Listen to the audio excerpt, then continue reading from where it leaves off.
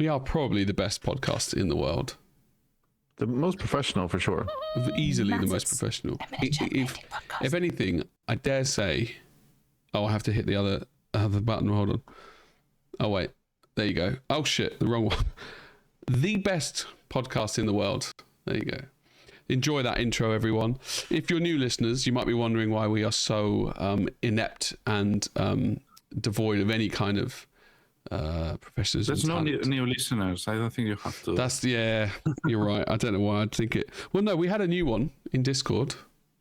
That's true. Right? And he is new one. Well, he's the 7th. I do believe he is the 7th listener. Wow.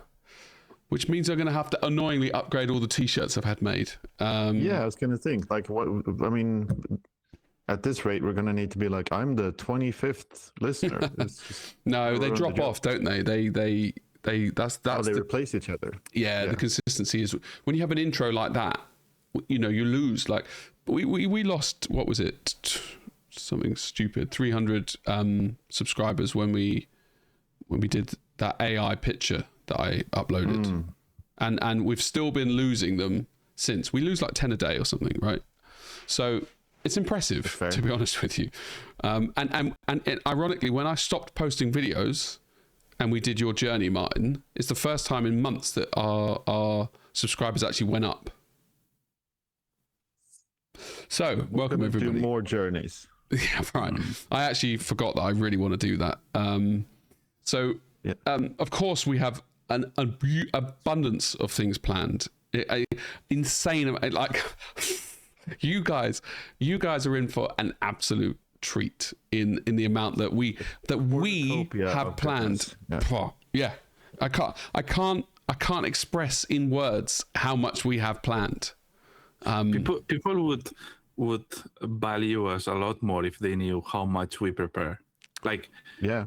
If they really knew how much we prepare, how is it possible that everything comes out so beautifully when this absolute pieces of shit they don't prepare anything?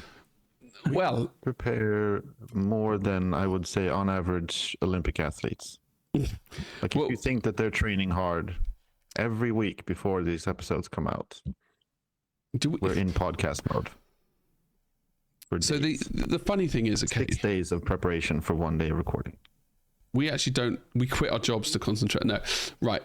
Like the reality is we don't, we prepare so little that I think if people knew how little we actually prepared, they would be impressed. That's what I'm saying. Yeah, right. Yeah. Rather than thinking we prepare so much that they're impressed. No. That's exactly. I was literally saying this. Yeah, and the reason why we have so much prepared that we can't tell you is because we literally have nothing prepared. So today's episode, we have. I mean, some things come automatically, right? We're back to the older format. This is episode 9. We are in deep now. I don't think we've got past episode 12 before for a season. 16, who knows? Yeah. Someone else tell us, please. We're 9 episodes into the 4th season, and it's mid-March. This season is going to be like maybe 14. Yeah, I mean, I think we did like 16 or something in the 2nd season. I don't know. Yeah, that was rubbish though, wasn't it? That season was shit. So, thought of the day. Oh, it's like we're back. You want to kick off immediately? No. I mean, we totally can. But I'm telling you what is in the episode. Okay. Okay. Right. We have the new, real, actual first game show we've ever had. Right, Faction Feud. It's like it's the website I built.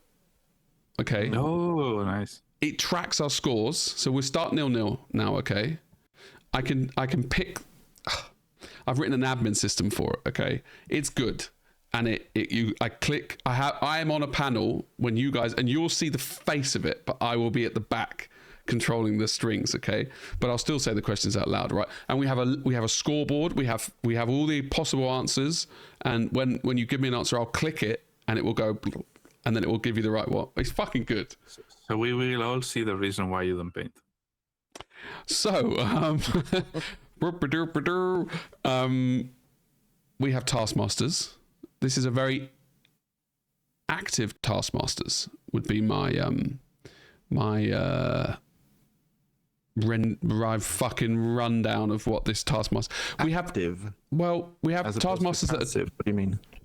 Taskmasters 2 months. Taskmasters. It feels kind of passive, right? You do it once, you paint for a day and a half. Whereas this is like do as many as you can, and it finishes in now 13 days from recording.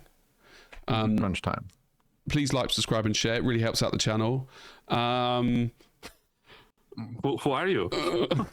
Well, I was about to say, somebody said on the Discord that if you upload it and let it process for 2 days and then release it, YouTube know who to give it to, because they'll understand what the episode's really about. So I was like, let me just throw that nitbit in. We're gonna upload today, and I'll release it on Thursday, recording Tuesday. I have to say, I fucking love that it's daytime. Seeing our faces in light, it really, it's amazing. But we always do it. I know, but it just makes me so happy. Like the fact that we get a daytime, it's like, I sometimes think we were designed to be on this earth. That's what I think. And I think that we've evolved to really appreciate and see those things, you know? It's only when it's gone that you really miss it. And if the sun was gone... When the sun's gone. No, I agree with that. It is getting lighter, and that's nice. But then again, the evenings bring such a nice difference as well. Like there's no bad time of the year, is what I'm saying. Like, except for maybe like a week in February. Well, yeah, February sucks. There's depends on where you are, I guess. Very true. But those 40 degrees in summer. I really okay. don't enjoy them. Right, this is true. I take it back. Summer is the worst time of year, and now I live in England, London, and it gets to like 42 degrees, and my balls are sweaty because I don't wear underwear. It's like, it's tough. But then again, right, I've learned a trick. Okay, guys, this is a life hack. Wet your clothes and then put them on. Right, and that initial bit, you'll be like, oh, but then in like 15 fucking minutes, that t-shirt's dry, and that's annoying. But you have lowered your core body temperature, and after about 12 seconds of wearing that wet t-shirt, I'm not talking soaking wet so it's dripping and you're trying to work and stuff, but like you can wring it out a bit, yeah. Damp. Yes, that's probably a good apt description. Golden Demon, my favourite of all the painting competitions. So that's it. That's all. That's literally all I've got planned. Okay. Well, we don't have news today. I do have. Oh, we've got big news. Big news. Great shout, guys. I'm just happy to be here. That I'm distracted by the, you know. Yeah, you are still the most joyous person I've ever met in my life, which is it still surprises me. Well, I think there's just there's a lot to. If you let somehow your like innocent person, you know how we all have different people inside us. Yep. I was going to say like gays and women more. But yeah, right, yeah. Okay. But you have to say it. Like everything, you can find joy in everything. Like, you know the feeling when you get in your car, if you have a car, and then you sit down and it's pissing down with rain outside. That feeling of getting in the car is amazing. You're like, and it feels like you're somehow some sort of creature in a cocoon, and you're like, everything outside you is shit, but you're this little happy motherfucker. Do you know what I mean? Yeah. I can't say the same if you fall over and get shit in your mouth. I think that's a bad thing. Do you know what I mean? That's something where I would be like, I'm struggling to see a silver lining here.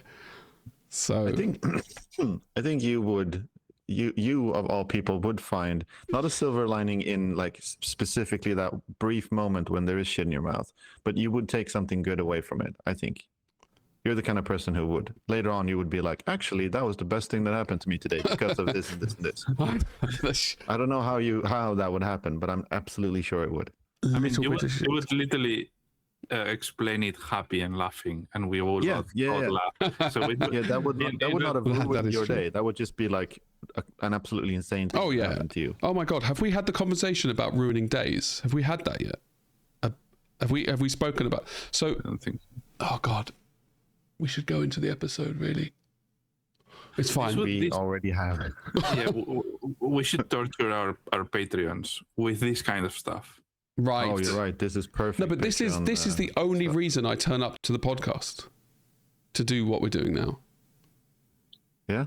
Yeah. More or less. That checks out. Yeah. Like. I mean. So if we remove this from the podcast, I don't have a reason to do the podcast, basically, except for spend time with you. Yeah, I think that goes for the listeners as well. All three of you at this point. 7 have the what's that word where there's like more than one thing? Facets. We are a multifaceted podcast. In that people like listening to our now, to Martin and to me, but for different reasons. Mm-hmm. Amazing, isn't it? It's really just like you're eating a plate of food and it's like a lot of salt and you need some sweet. That's disgusting. Spicy. It's exactly that thing of like you want. Where did that Jamie that wanted to have a tight ship went? Oh shit! He went away. We do have a tight ship. We. I'm too happy to have a tight ship. Fuck that. Right. Okay. So the news. Boom. Who's got news? I've got news. I've got news. Yeah. I'm pregnant. My news is that man was released by GW. Yarrick. Yeah. Good. Yep. Yeah, That's your. Do you have thoughts on it? Do you want it? Do you want to talk about it? You want to jump? Yeah, you could jump in. Not a big deal. So, I need to central align myself somehow. This is the new release. Now, I actually didn't realize how much the second version looks. It really does just compound our belief that they are just making 4K versions of everything, basically. Yeah. We talked about like Sanguinor and well, maybe we didn't, but there is the Sanguinor and Astorath for the Blood Angels release, which I know especially Arnau loves their latest Blood Angels. And I think both the Sanguinor and Astorath feel like wasted opportunities to do something else. Maybe this is a little bit like that, but I also do like this. I like this more because it feels like an improvement on the same. Yeah. While on the other ones, I don't think it's an improvement. But the Blood Angels, right? Yeah. In this case, it's so similar. So similar.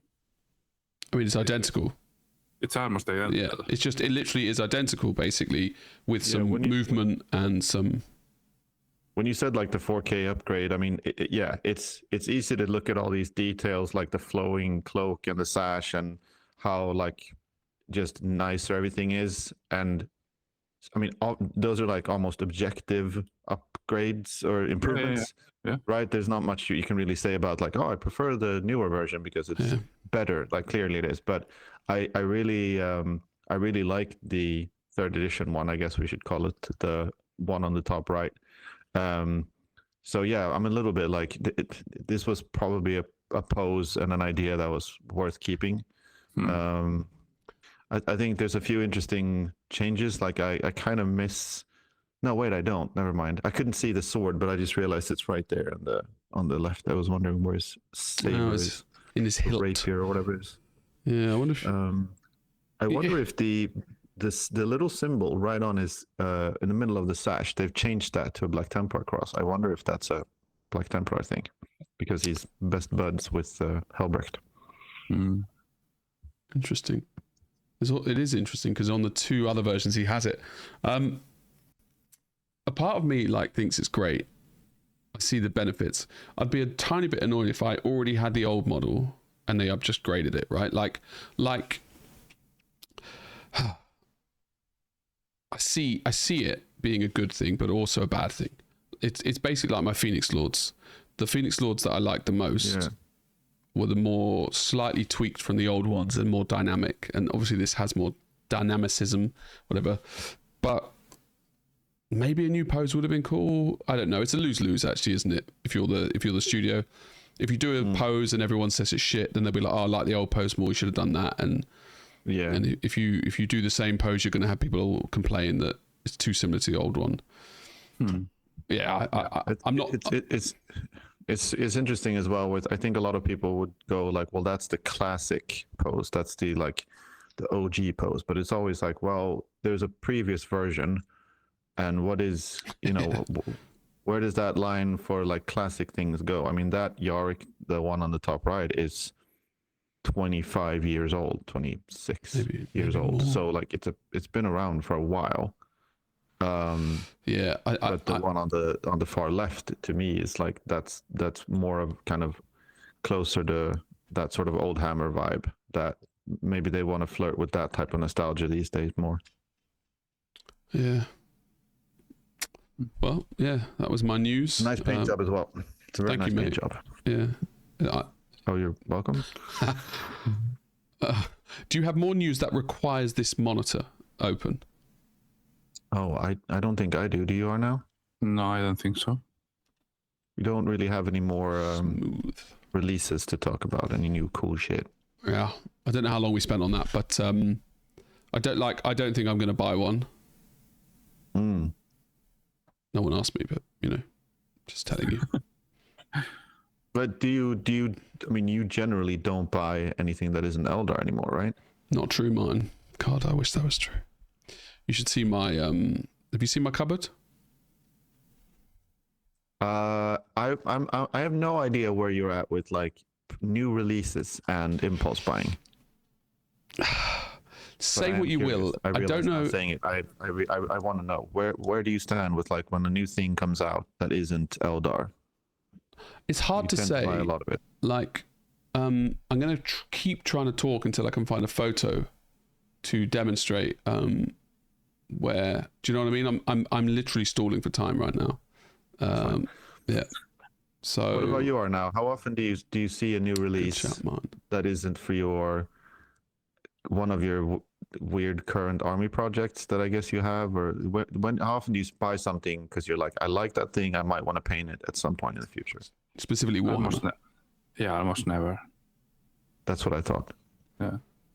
You're too chill, son of a bitch. If I want to paint something, I'll buy it when I want to paint it. But I know that if I buy it before, it's just the chances of it being on the box forever is almost 100%.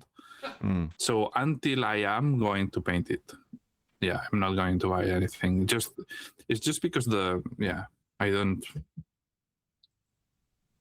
know. I've never done it. Yeah, I mean, you could argue that's like a healthy way to be, couldn't you? In a way. Yeah, I would very much argue that that's healthy. That sounds like you have a very reasonable relationship with your hobby in general. Like you don't need to hoard things and pretend that that's part of the hobby. It doesn't make me happy to have. Because buying makes me happy for like as an instant, and I know that, and it's logical. So it's more like a logical thing. Like I know that it will make me happy for a second, but because I know it, I can just not do it. Yeah, it's interesting. You say that, now, because obviously, I mean, screen 3 gallery. It's just interesting. You should say that. So like we've been through. You went in the loft, right? Oh no, when I had my like the top time of it, right?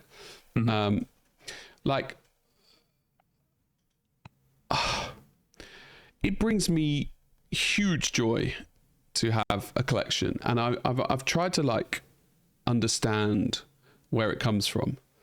This could be a meat of it, basically, because it doesn't really make sense, right? Like, I always think like I can think logically about some things, but this to me is it's very much like it's when you take. I realize this is just black screen. Just wait while my server loads.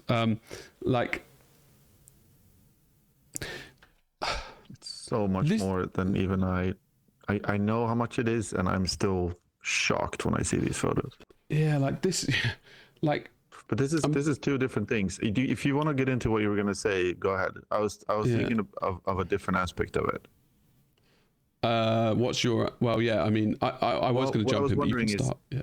No, but I was wondering because this is your what I think anyone would call a collection, because you can't buy second edition boxes anymore. This is stuff that you were like, I'm gonna look for this on, I don't know, eBay and stuff. You're gonna collect this to add to your collection. What I was wondering is just new releases, like in the last 6 months. I see. How much have you bought that isn't for your current new, like?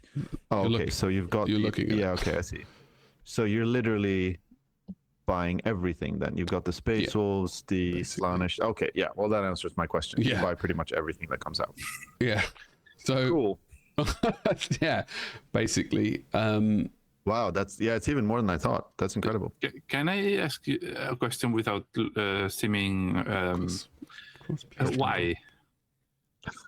Why? So, But I genuinely, I'm actually interested in the answer. Do you even notice yourself doing it? Yeah, it's a deliberate thing, right?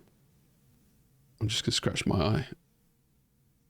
This is like a power play thing, right? When you're in an interview and you ask how their day's going first, and you say, "How was your journey in?" and they're like, "What?" So it's very. First of all, this started out. So I've only been buying this for like a year and a half or something, right? Less so, I think, consistently on every release. And it was when I was gaming, and I started gaming with more armies. So the initial genuine hope was that I will get these armies built, and then I'll be able to play with them, right? And then I was buying more shelves to have like multiple floors of armies, and then I just fell away from the hobby, as we all know, completely. And then I was like, oh shit, do you know what I really like? Dioramas. And do you know what will really be annoying is if I don't have this army to do this diorama with. And now I'm like, if I buy it, I keep it. At least I have it, compared to the old addiction that I had, where you don't come, so spunking like 140 quid on a single box feels like the biggest bargain in the world, because you get something. And 140 quid, not to say what I was addicted to, but I was doing like 2 grand hands, like, and got used to like ruining my life that way. So to spend 2 grand on a box of Warhammer, you can't do it. I'd fill up this shelf, right? This is like, yeah. So it's. I'm actually getting to the point now where I'm not going to do it anymore, because I have no room, as you can see. So I am now approaching the limit of the addiction that was clearly buying Warhammer boxes. So how? That's interesting. You had like the Krieg box there, the army box, and the Space Wolves as well. Yeah, so I love at some point you were like, you were like, I'm gonna paint, and I'm gonna build and paint this and play games with. Yeah, and the thing is, I was doing like, if you could, you probably can semi-see like here, like these Guardian squads. Like there's 90 Guardians I built in like a week. Yeah, I remember you were talking about that. Or maybe 2. Yeah, and like even my Swooping Hawks, like everything's just base colors. There's no fucking painting on it. But it meant that I knew I could build armies really, really quickly. My biggest bottleneck was finding sand and that color brown for my basing. Yeah. Which now I've got down. But yeah, so I kind of believed that I would do it, and now I'm at the point where I'm not.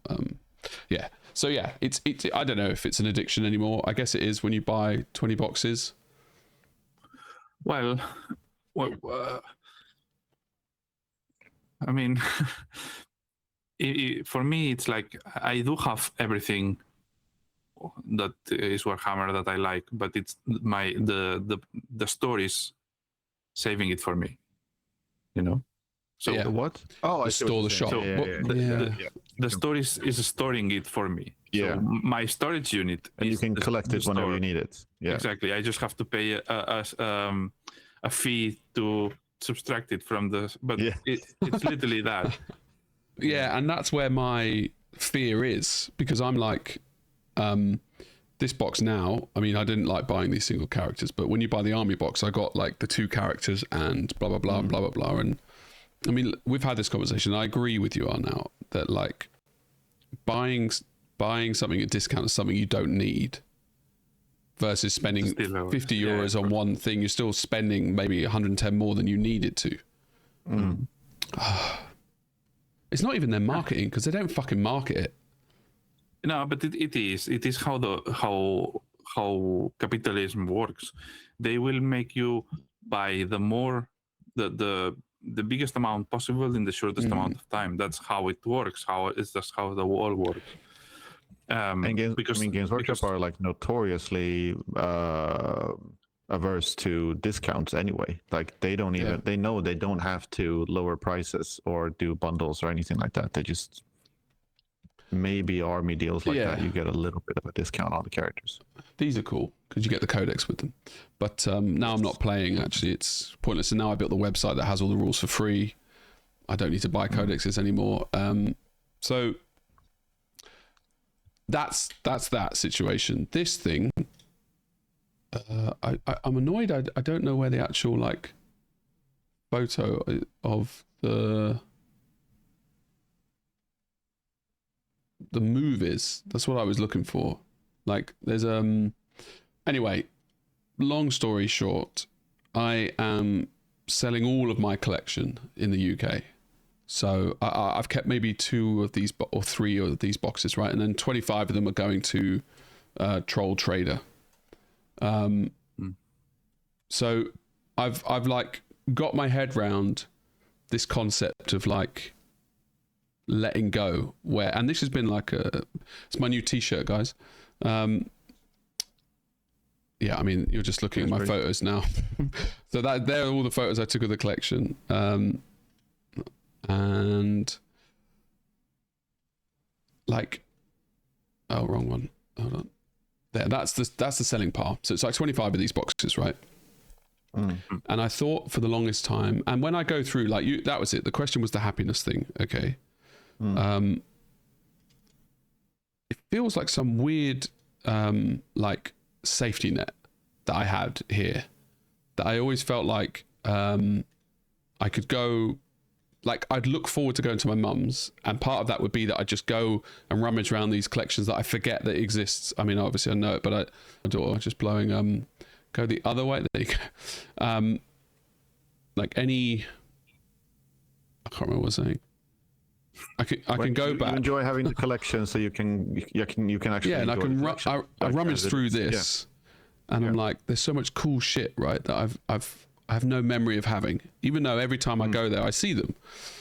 And I tried to work out as I was going through. Now I've let go of the collection again, because I sold like 3/4 of it before, so this is like a quarter of the original connection.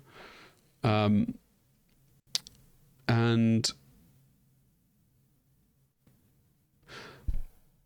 I can't work out why it's important to me, why I feel happiness when I go and look at this, because it is just things in boxes, right? But I think that's perfectly normal, and it happens to everyone. It's just that you have the money to do it. And it's also, it's not just that you don't need to have memories specifically of those things. It reminds you of maybe your childhood or where the hobby was 20 years ago or whatever it is. I think that makes a lot of sense. I have a similar collection. It's not as much old Warhammer as that, but I also have a storage unit full of boxes full of stuff. And whenever I go through all that, I'm reminded the same way you are. And it's like a nice feeling. It's nice to have. But why is that's what I'm like? I don't understand why it's, Because I know I'm never going to paint this stuff. Is it because I associate it with money and I'm like, I know I could flog it at any point and get loads of money if I needed it, or I'm like, and I don't think it's a money thing because I never wanted to sell this. It's the same reason we enjoy the miniatures at all. I mean, whenever you see something new and cool that you want to buy, there might be some like pragmatic reason to that. You might want to buy it and build it and paint it and play games with it, or do a diorama like you said, or whatever it is. But it's also just like you like the thing. Yeah, I think it's just it's like the hoarder of thing. It's like a dragon. A dragon likes to sit in a pile of gold because he knows he has it, and it's like power almost. It is, yeah, it is. It's like a huge pile of things that you like that are yours, and that you can do whatever you want with them. And I think it's a natural feeling, but most people don't have the power to satisfy that. Yeah. I mean, if you had a big house, or and you could afford a space in a big house to turn into like an actual museum with big glass cabinets, and you could put all of these boxes, have them nicely displayed in there. Wouldn't you do that so you could walk around and look at them and enjoy it? Yeah. I mean, I feel like I shouted there. That was always my dream, like to have everything on display. But like, that makes sense. There's logic to that, right? Like, hold on. I don't know if I did it back then. No, it's the shittest picture I could have picked. I used to have it all on display in my room. But it's like the psychological thing. You know, the famous saying that, like, if you see a hot woman on the street, like, somebody's bored of sleeping with her. Because everybody, like, you get married, you get used to stuff, so it's all about like perception, like the fact that like all these things move hands and you sell boxes, and I'm letting go of all this stuff that's sealed, and I already have done a load of it, and I'm kind of okay with it compared to I never thought I'd like be like, okay, so that was how I had it on display before mine. I'd be like okay with getting rid of it, whereas at this moment in 2016, nothing, like, it would have been a travesty, if that makes sense. Yeah, I guess, like, I feel like I don't feel guilty about it, but I struggle to understand the psychological things of why I get so, I mean, saying it's a dragon, yeah, I get it, but like, why? Like, do you know what I mean? If I hadn't, I often find that when you strip everything back and you're left with nothing,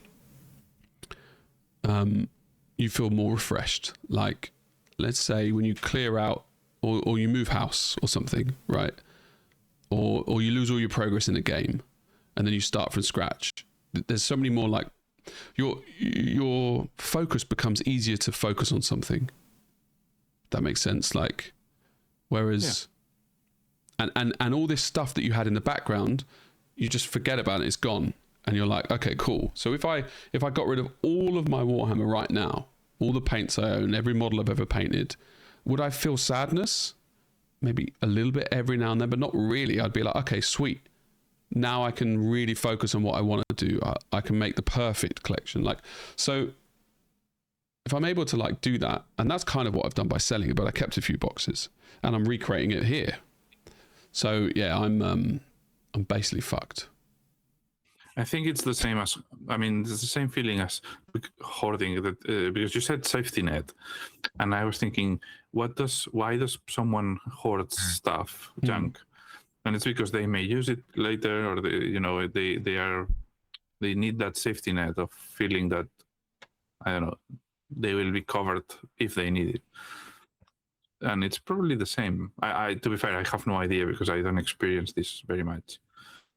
So, well, when you bought that booster box, you didn't hoard it though, did you? So the analogy doesn't really work. You just opened it. Yeah. So you've never collected anything, or no? I do like collections, but again, I feel like the logical part of me doesn't let me do it because I know I will move on. So, and don't get me wrong, I do have good feelings when I collect something and when I buy something, but I know this will fade. So the moment I buy something for collection, it's like I'm just literally wasting time and money in something that I will enjoy for a few days, and then I will, sell or not care about again. So it's I guess it's a logical part of me that is there all the time, and it's instead of being suppressed by the nice feeling, it wins to the nice feeling. So the opposite.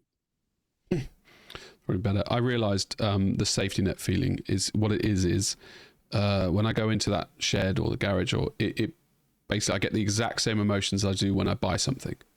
So that's what it is. I go in there and I look, and it's the same as getting a new shipment from a parcel that you were excited to see.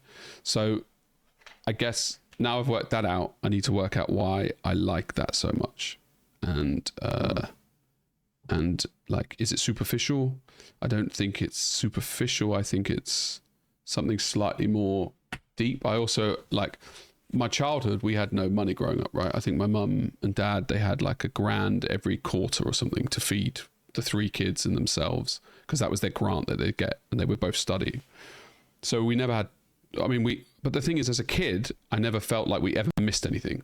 There was never a point where I was like, oh shit, I want to have this toy or that toy. And then, like, when I did Games Workshop, it was not like when I started getting into Games Workshop, that's when my my mantra of everything works out started to come into my brain, because like everything I ever wanted then I could, it's not true though, not everything. I got enough that I was happy. So I'd do a paper round, I'd get 10 quid a week, and that would buy me a box of Warhammer. And then on my birthday, like when I'd get blah, blah, blah, right? So, but I couldn't buy it uncontrollably. So I don't know when that uncontrol, and it might just be the ADD. Yeah, I don't think that's a choice. I think if you spent as much money as you could when you had £10 a week, when that turns into way more, then you spend that much. It doesn't have to be. Basically. It doesn't have to be necessarily like control or not control. It's also just being like allowing yourself to do what you can do. And then when that sort of explodes a little bit and there's suddenly no real limits, then you don't. You're fucked, basically. Yeah, you're kind of fucked. Yeah. Well, relative speaking, spending money on this hobby is far cheaper than the other things that I've had. Like, drastically outweigh. Like, I have money in my bank account now, which is probably like the first time I've had in. Although legally speaking, obviously, I've just. I mean, it's not a lot. So I think I'm in a much better place having had those like bad experiences money wise, because now I'm not 40, 50, 100 or 250 grand in debt kind of thing at any one time, and it feels like it's much more controlled. I can buy, I can spend 500 quid a month on Warhammer and it doesn't ruin my life. Like I spent like 100 grand on Dragonhead, I think, if you including the custom Elder sculpts I was doing for myself, like, and that was over a 3-year period.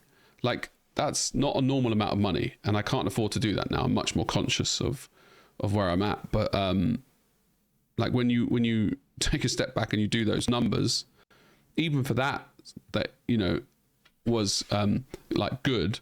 Really, I shouldn't have done that. Yeah, but still, you spending like 5K probably is the same as me spending, I don't know, 500. Yeah, so, not probably not now. In the current like climate. I would argue that it is. Okay. Most because I know you and I know how much magic you've bought. Yeah, that is true. But then I'm like I'm selling the whole Warhammer collection to get I know, money. But that's part of you, right? That's part of your economy. Yeah.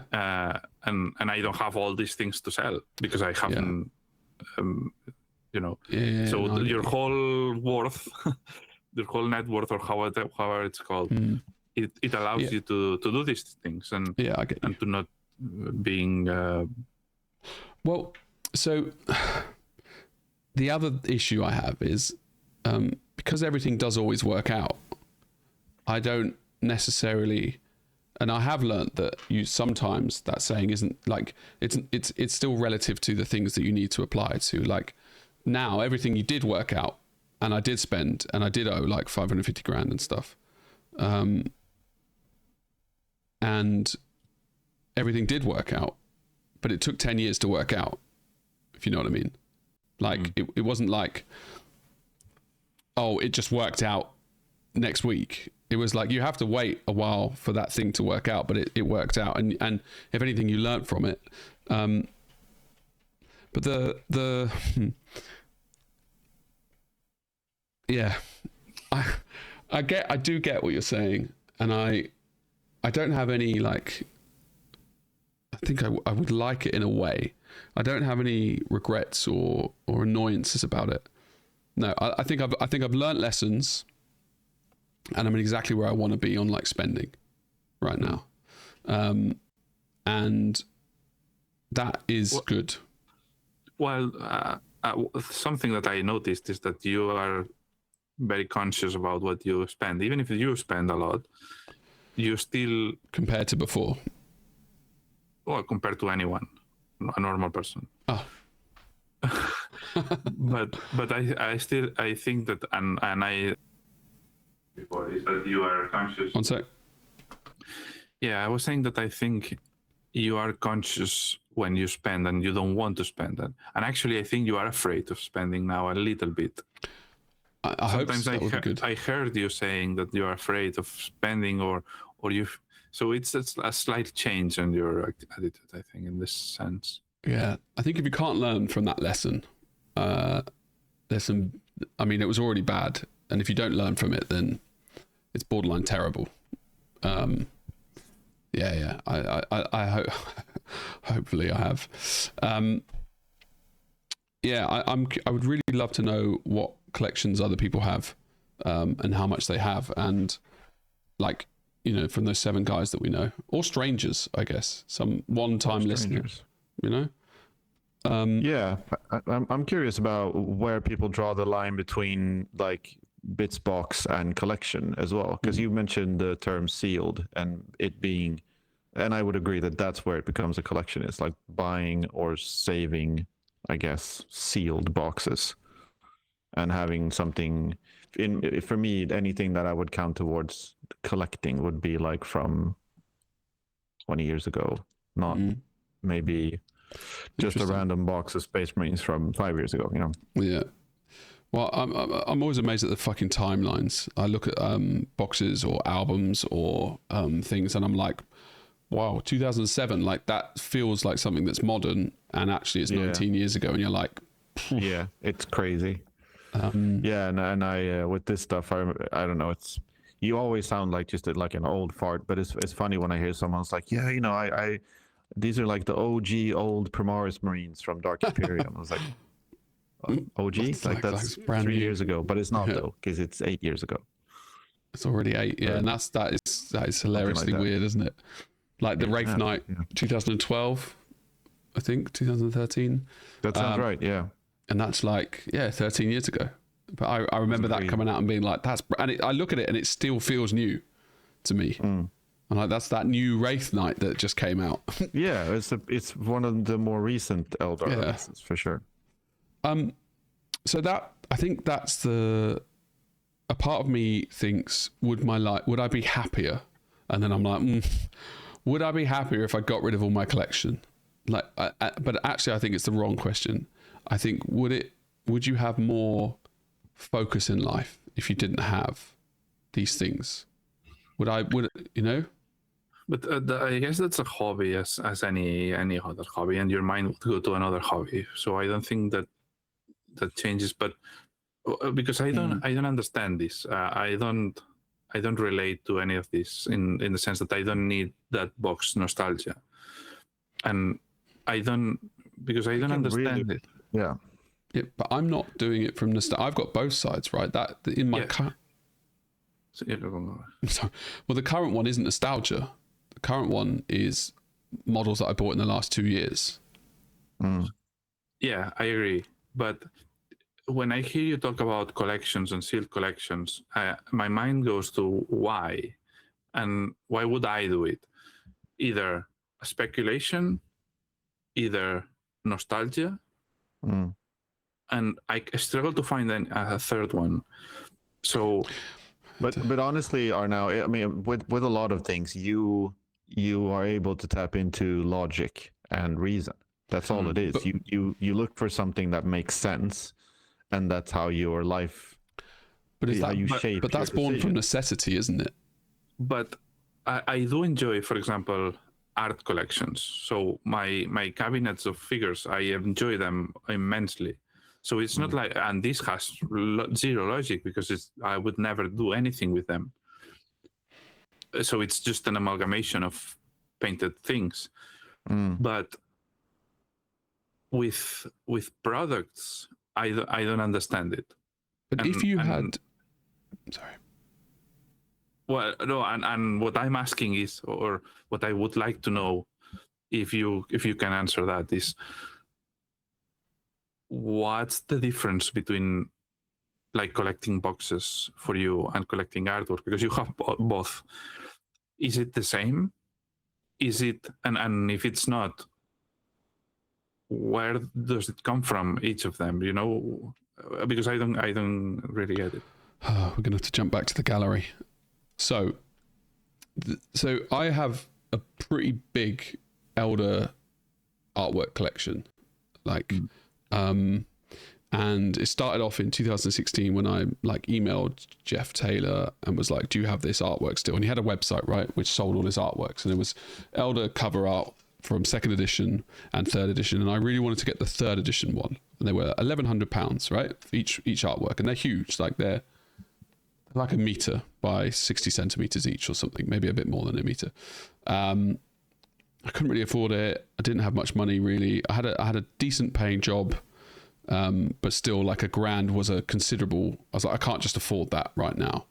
And then I messaged blah, blah, blah, and then bought it, and then that somehow opened up the floodgates of realizing, and not that many people were buying artwork back then, so you could get this piece that's worth a lot more now. And I only bought that because I loved those artworks so much. There was nothing else. They're the things that I grew up with, and this has always been my favorite piece of art, which is the 3rd edition Codex cover from Elder, which I could show, I guess, but someone convinced me to get the 2nd edition first because it was more iconic, but I didn't really care about it as much because I wanted, but anyway, and then maybe 6 months later I came back and bought the 3rd edition one.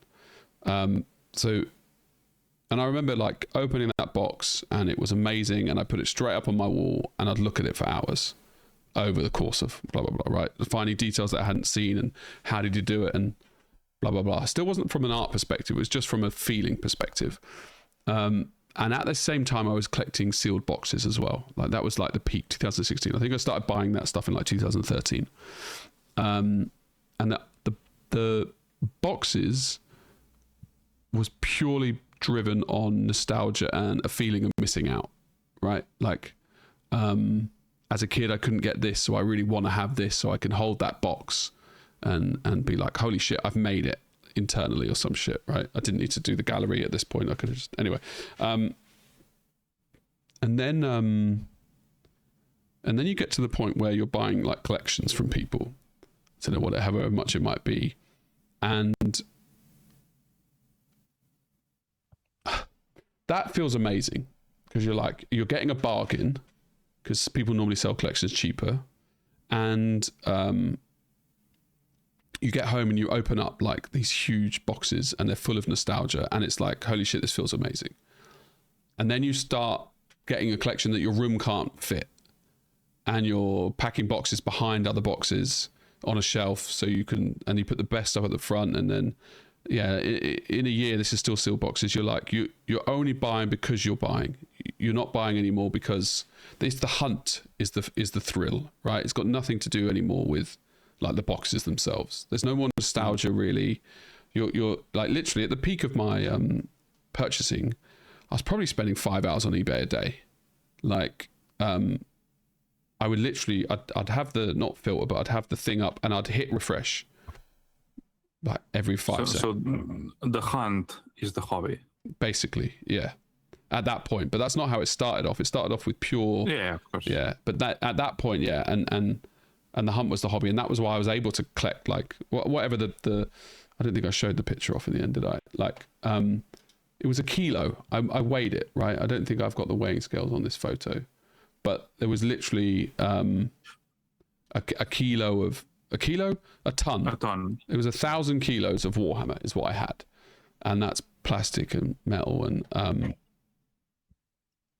okay, yeah, I think I've got photos here. Look, it's when I used to have cats. I don't like the way it keeps bobbing up. So yeah, basically this was like what it ended up as, and obviously I've still got another like 40 boxes there to go through or some shit. And I still really liked having this collection. I never would have, like, I would have kept this collection if I had a big enough house. I never would have sold it, and I would have just kept adding to it, right? Oh, it's just a love letter there from my mother. Look, that I think this personifies the whole thing and shows you really what the hunt was. There's a sealed box inside shipping that I couldn't even be asked to open because I was like, yeah, fuck it. I don't need to open it because I don't care anymore. So yeah. And selling when I sold like most of this in 2003 or 4, it felt quite good. I have to say, I thought I had nothing 23. left.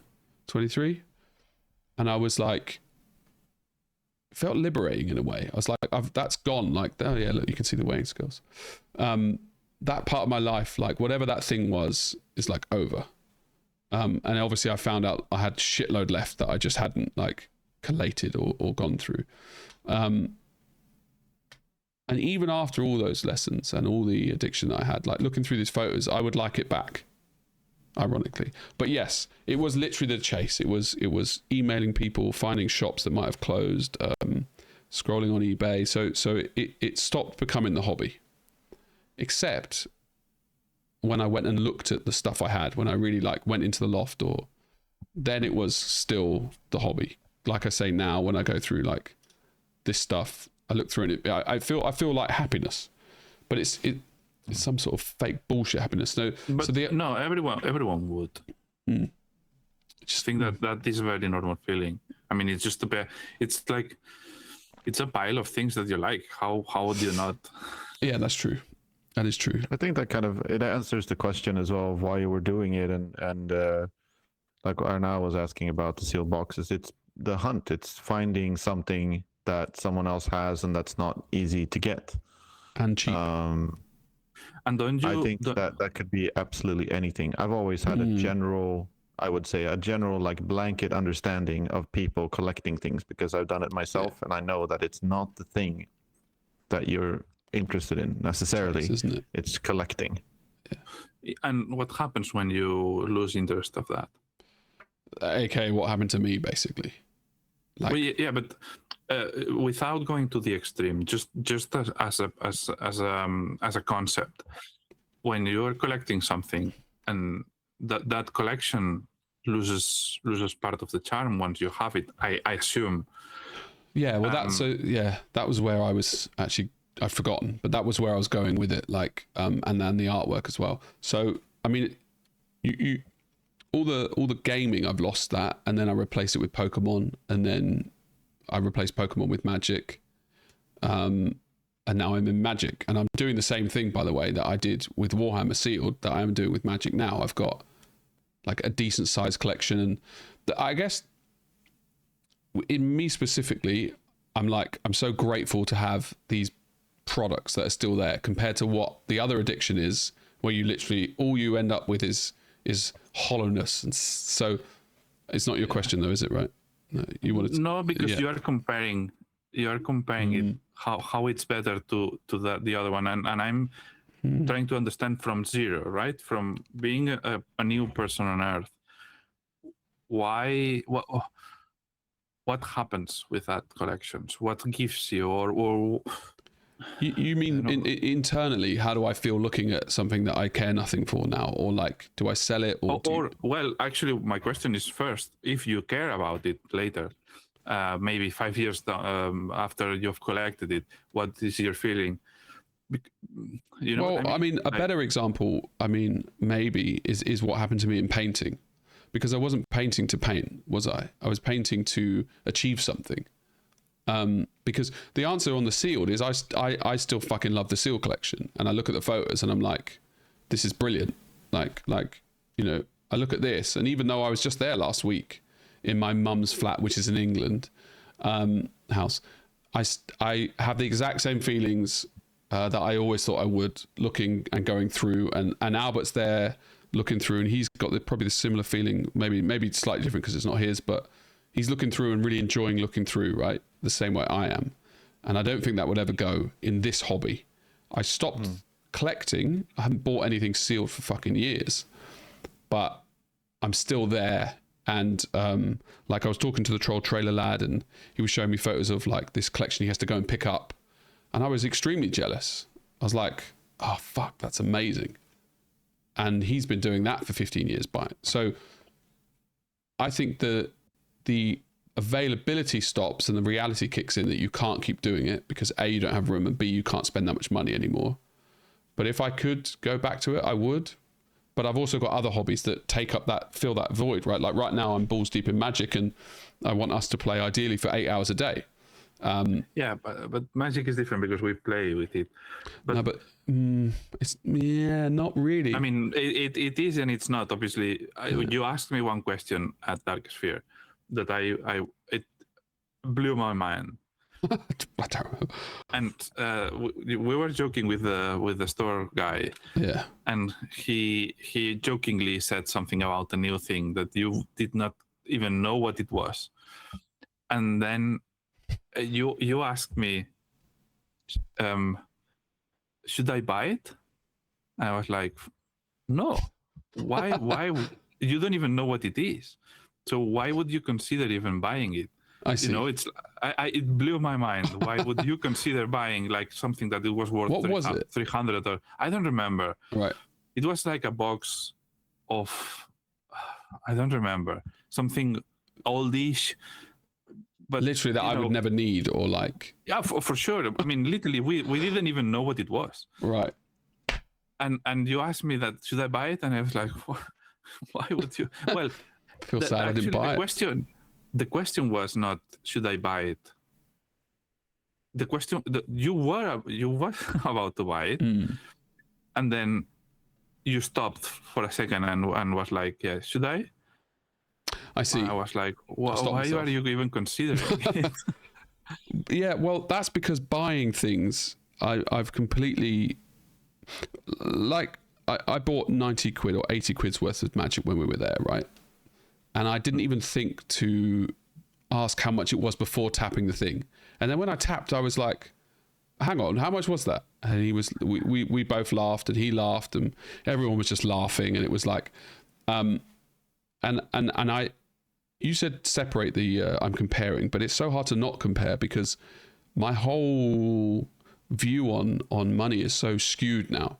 It's fucked because of all the stuff that I went through, in that I don't hold importance of £500 at 600, whatever, the 300 quid anymore. Yeah.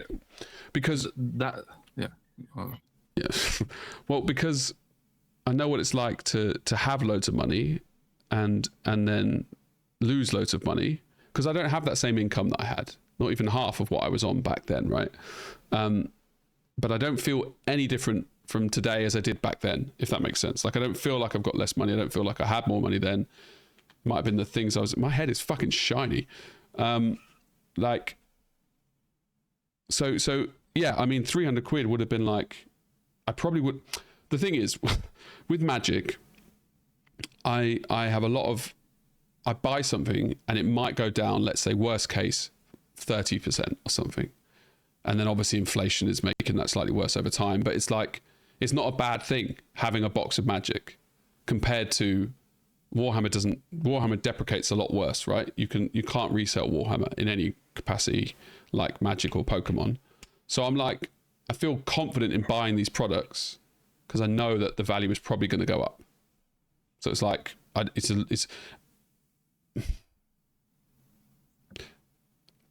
like spending money, I guess. It's probably must be the bottom line. Yes, I guess. What do you think? What do you think would happen if you had an unlimited money and storage space? Oh, yeah. I was asking about that museum. Yeah. Like, do you know what you would do if you could buy all the toys and all the cards and all the rest of it? I was going to bring this up myself because I was like, often I'm like, oh fuck, if I could just do X, I could buy 12,000 packs of Magic, and then I always just quickly remind myself, right, hold on. I always quickly remind myself that it would ruin everything, basically, quite quickly, because so I don't really want to win the lottery. I don't really, unless the lottery's like it pays your mortgage off. I don't really, because I know that it will, all the things that I kind of chased were because I was chasing something. And if you suddenly take away any kind of chase, you if I could buy as much as I wanted, I've got it. It's boring. It's pointless. Don't you? I don't think it would work well. I think it would. But aren't you? Buying everything I could want? No. Oh God, no. No. Like I don't have enough money. Often I put like 6 sealed boxes into my basket, right? Collector's edition boxes of Spider-Man or Avatar, and I'm like, that's a good investment, and I genuinely believe that's a good investment because they're like 260 quid now. I expect them probably to go up to 400, 500, 600, blah blah blah, right? And then I put it in the basket. It's like 1,800 quid. I'm like, all right, I can't do it, but I would like to do it, but I can't do it because it's too much money. So right now you are right in asking that question now, because I had a little bit of a wobble, didn't I, in the first month that I got into Magic. But I mean, to be fair, I'm not asking about Magic. And spurs of spending happen, and it happens to me. I mean, when you feel like you've got more. Me? No, like, I think so. Like, let's say you have all of a sudden 40% of your whole bank account you get is in a big splurge or something. So you've increased your capital by a lot, and you know that you could not work for 3 months and you'd be all right with that money. So okay, now I've got this comfy safety net. I will go out and spend 5% of my whatever. I'm putting percentage, but it's not important. You know, that happens to me when I'm like, all of a sudden I know I've paid off all my taxes. I've got no upcoming spends, and I've got a little bit more money than I can buy this one box or thing, right? That's how it works for me. But then that cascades quite quickly. Yeah. So I don't really feel any like closure on this conversation, or it's as maybe I'll mull over it for the next week or something. But the artwork, I've got a lot of artwork, and again, I feel much more comfortable buying artwork, even though I never want to sell it, and I did have to sell it when I moved cities. I know that I can fall back on it, like the artwork, right? The Elder artwork. I kind of know if I'm fucked, I could sell that for like 50 grand or something, and 50 grand's like a year. It's like a year's salary. I could, you know, and then obviously if I don't have a job, I'm not buying Magic at that point. I'm paying my mortgage and blah blah blah. But it gives me, I enjoy the artwork, and I know that it's like some weird financial safety net, basically.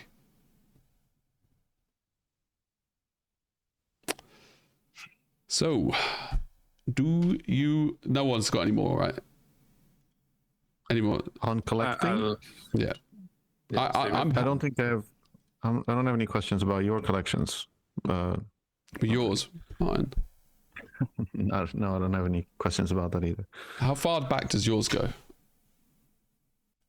I don't really. All the Warhammer stuff is just that goes more under the Bitsbox label. Oh, interesting. Which is ridiculous. Yeah, it's seen the photo. An insane amount. I have about 15 boxes of that same size as you do with Warhammer stuff, and most of it's sealed, but I still count it as stuff that's recent enough and practical enough, and I haven't bought it as part of a collection, or none of it is like second edition. But then other things I've collected is now, just right? Gathering dust. Yeah. It's not that old. I mean, I'd say the oldest stuff that's still in boxes is like 10 years old, maybe 15. Okay. It spiraled very quickly out of control with sprues, just loose sprues and plastic frames when I started working there. I started getting some free shit, and that got out of control quickly.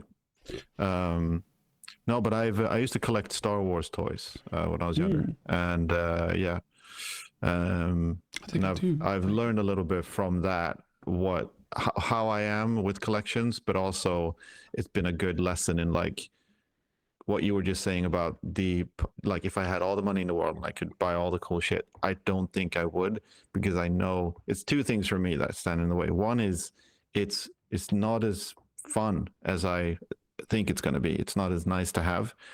And then the other thing I realized is I kind of need a loop. I need like I'm sort of a completionist.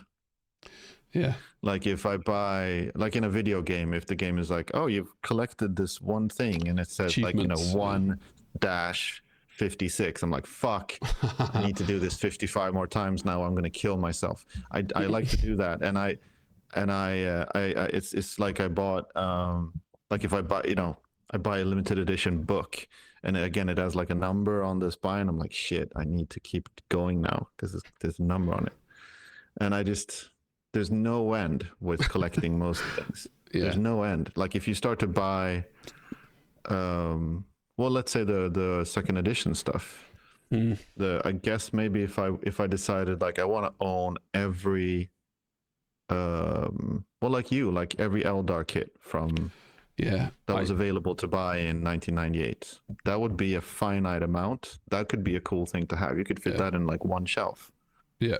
But if it's just kind of that random, like I'm gonna buy all the things, I think it wouldn't really work for me. Well, I mean, speaking from experience of collecting every single second edition box, you just keep inventing new ways to challenge yourself. First of all, it was every Elder one, right? And then you do it. And then, so the thing about being a millionaire or billionaire or trillion, billion, and millionaire, like you see what happens when you add collectors with money. You spend £200 million on a single magic card, and you spend £17 million on that Paul Logan bullshit thing, right? Like, so all that happens is you get normal people who suddenly have money, and they can get hold of everything else. So then, and that's why artwork goes up exponentially as well, because people with more money want that exclusive thing. It's the psychology of it doesn't change, right? It just doubles up. But also artwork, like classical art these days, is just it's just a tax scam. I mean, people buy artwork, put them in free ports. They have replicas made of their own original art, and they just keep that art in like storage. It's pretty crazy. And that's got to be like the worst kind of collecting I can imagine, really. With your stuff, it does feel very like personal and like you're enjoying it. I think you mentioned Albert being in your like mom's, every day. Going through all your boxes. Yeah, go on. Sorry. And that's not even his, like you said, it's not even his stuff, but he enjoys rummaging through it and looking at it. I can kind of see that. I would love to see that stuff too. Just pick up the boxes and then put them down, and they're not mine. You know what I mean? Like that, the owning them wouldn't really matter to me. If anything, I would be happy not to have to store all that stuff, but just to look at them. Yeah, I think I would be the same. Having looked at those other collections from those, like I think I could work in a shop that unpacks sealed collections. Yeah, and just organizes and collates, and maybe you're gifted like one box from the whole collection or something, or to give you that motivation. I think like the whole art. I think human beings weren't designed for this. Basically, I think we've never had to have this. Or we are wired to want to hoard. And like, I was thinking about it the other day, how you know, they found like those tribes in the 80s, 90s, and there's still some now that were untouched. And they have no concept of like anxiety, depression, any of the ailments that we've kind of, it's not invented, but we have created, as in they exist because of the way we live our lives now. I think I spoke about it before, like it's ironic that we're surrounded by more people than ever, but we're the loneliest we've ever been, kind of thing, as humans. And I really like the idea of like a tribe where you have, say, 50, 60 people. You have your job, you know what your role is in that tribe. You don't have all these other expectations coming in, and you know, the tribe helps raise the whole family, and you're part of the tribe. You're not part of 4 or 5 people. And like a part of me thinks that humans shouldn't have access to be able to hoard like I do, or like the millionaires do, or like, you know, it doesn't make sense that you would. And I get why we do it, because that's what, to survive, you would have wanted to do that, keep all your good shit together. But yeah, I do like the idea of tribal living a lot. And I don't mean living in a cave. I mean like some sort of weird small community where everybody just shares. I mean, it can't work because capitalism, houses, salaries, bills, like. But no, but you made a good, you touched on a point there with, you wake up in the morning and you know what your job is, you know what to do. I mean, that's technically true now for you as well, but you also know that there's other things you could do. There's creativity, there's pressure, there's expressions, things that you could do for yourself, for your family, whatever. If there's a lot, slightly, you know, more stakes, but less effort, so to speak, I think. Yeah. Like less of a short, lower ceiling for what you could actually do. I think you're I think it would be super easy. You don't, what I mean, like the pressure, like work always want you to do more and better than you did before, right? Just the inherent basis of it is, okay, great, you're doing your job and it's great. They're not going to leave you there. They're going to be like, how can we maximize this guy's output? How we set goals, we set targets, we give bonuses, we give achievements. Exactly.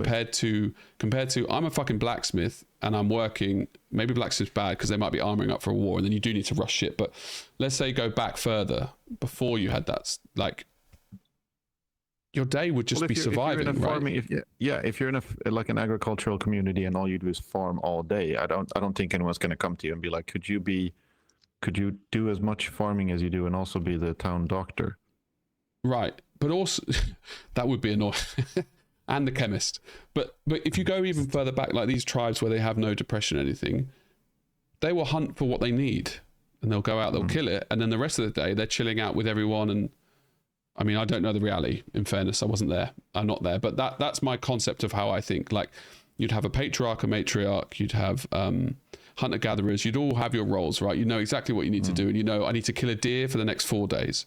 I'll go and kill a deer. I'll come back with a deer. And now the next 4 days are just living life, rather than I need to collect this thing, I need to chase this thing, I need to do this thing, I feel bad. Even adding pressure to our hobby is hilarious. And I'm the guy doing it, right? Yeah, I feel definitely. Yeah. Feeling guilty to not paint. It's a weird thing to say, isn't it? So yeah, I'm pretty sure. Hold on, my headphones disconnected. Say something. Hello. Yeah, it didn't work. Okay. Yeah, no, it didn't work. Hold on. Yeah, I can hear Yeah. So, are you ready? Are you ready? Well, let's do thought of the day. Yeah, please. The episode has been thought of the day, though. Well, maybe we don't need a thought. Right, where is the... We are doing Faction Feud. Oh, I do need to share your screen though, so we can. Well, I do. You could actually go to the website. Anyway, I push stop again. Fuck. Right. I'll be honest. This looks amazing. Okay. I hope I'm not showing you any. I suppose everyone sees that when I do that, do they? Yeah, they do, and I should click that as well. Professionalism is key. Right. Wow. Come on, guys. Fucking hell, look at that. Hold on. Shit. What do you think? It's amazing. It's amazing, right? I don't know why. It's mind-blowing. Say again? It's mind-blowing. It's so good. Right. So I need to reset the game. I need to do this off. Right, I can pause for this, or you two can talk amongst yourselves. No, I'll pause it then. All right, yeah. Okay, heaven forbid. Pause just to show everyone how I pick a game. Okay, so the contestants are now and Martin. Okay. Mm-hmm. The name is episode 9, and then I've got the questions from the Excel document that we obviously have. Okay, and I went, oh, that's a bug. So I've not tested it properly, I guess. All right. Well, anyway, I'm pausing. Right, boys. Okay, here's how it works. Okay, for anybody who doesn't know, Faction Feud is you see the question at the top. Name something that frustrates painters during a painting session. In fact, let us go back one place to the first question. You will see a stepper here, which shows you how many questions there are. And then, so in this question, you have 8 possible answers. Right. And it has already chosen that Martin, I made it pick randomly from the start, is going first. Okay. The object of the game, it is very much like Blockbusters. I can't remember what the point of this is, like how you describe it. I give you a question. We asked 100 people. We didn't ask 100 because only 13 replied, but we will pretend that we asked 100. I did a percentage base. Close enough. And you have to guess what the highest answer is on those lists of things, okay? And then you get points scored. And you will see there is a scoring. You get 3 votes each. And the active player is Martin. So, Martin, welcome to the new Faction Feud, the best Faction Feud we have ever had. Clearly. It looks amazing. Thanks, buddy. Oh my God. I feel like I should answer. Probably. Right. I hope this is as exciting and as good as I envisioned it was. I also think I'm going to add Taskmasters in here so we can track Taskmasters, upload, and then have it. Basically, I'm going to just make a website. All right. Martin, name the most annoying part of preparing a miniature before painting. Gap filling. Now I don't even need to tell you. I just click the art. Right. Let's see if this works, okay? Yeah. So what do you do now? Number 4. What? Number 4. Wow. Okay. But can I just quickly say it? Oh no. So yeah. Sorry. Okay. I got the 12 points, and then it also switched to our now. Correct. Yeah. Yeah. It's pretty good. I don't have to do much now. I just need to click the buttons. This is a spiffy ass website. Let me tell you. People should pay for this game. I'm going to make that animation slightly slower. I think it didn't build up enough attention. Yeah. You wanted to. Yeah, I think it's too quick, right? Also, can I say, how the fuck is that number 4? People probably just don't 0 gap fill, I guess. Idiots. Yeah, fine. Now you have to do weird faces when we answer and comments about things like the how's his name? What's his name? The host, man, I don't know. Brian Reynolds.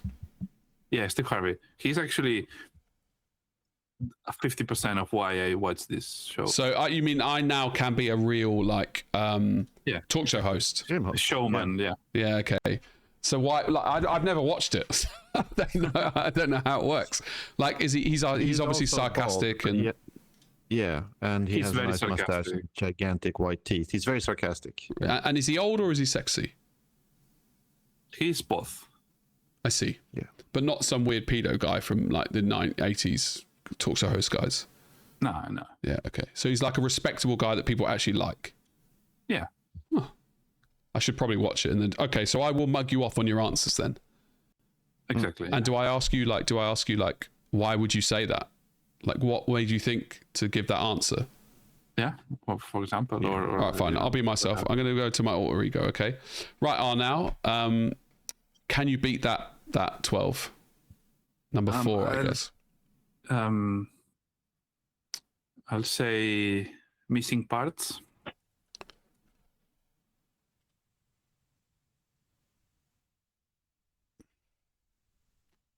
I should have added a thing that adds a big cross that says no. It's not on there. Really? It's not there. Well, how is it possible?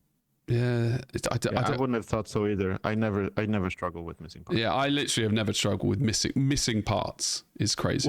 But what I mean is that you are going to assemble something and there's missing parts. Yeah, how else would you interpret the words missing parts? That's the most annoying thing in the world. That never happened. That's never happened to me either. Never. I genuinely don't think that's ever happened to me, Arnau. You are, yeah. Well, Arnau, I mean, I genuinely didn't put in that you might not give an answer, so I don't know how to skip to the next. And nothing happens. Yeah, nothing happens. Yeah, but I can't vote. I haven't Right. voted it in.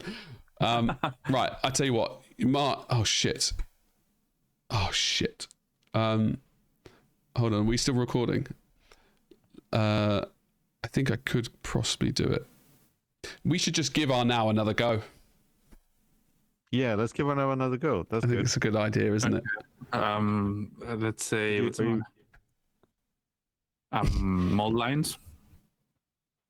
That's going to be number 1. Like you went from no one voted for that to literally the number 1. I mean, Martin, do you feel like if this is number 1 that he's cheated effectively? What the previous answer was so weird that he deserves another go. Right, it's like a handicap. I was more surprised. I said gap filling, and I was like, it's one of two things. It's gap filling and mold lines. But this is such. This is so stupid.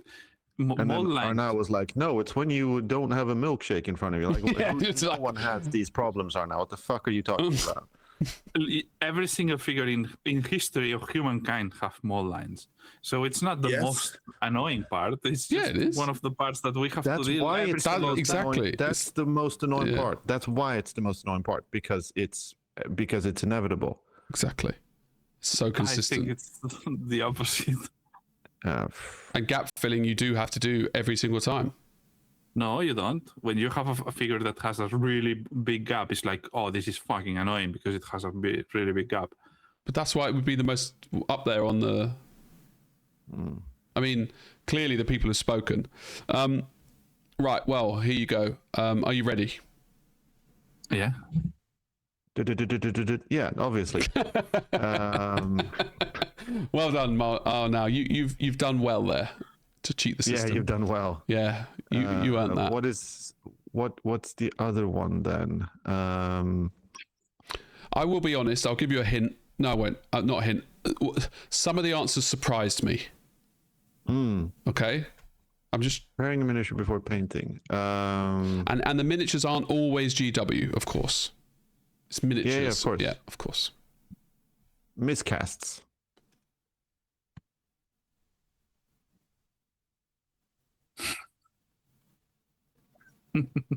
I think you're going to get another guess, Martin, because I don't have a way to skip. So, okay, no miscasting. It's a big design flaw, I guess. I just never thought you'd get it wrong.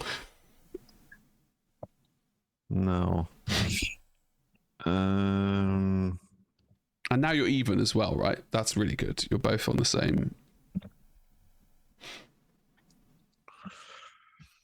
Oh fuck. Ah.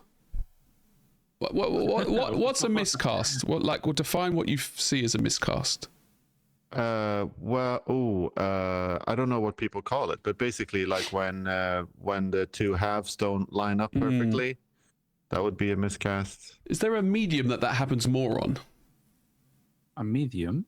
Yeah, resin. Resin. Oh, happens.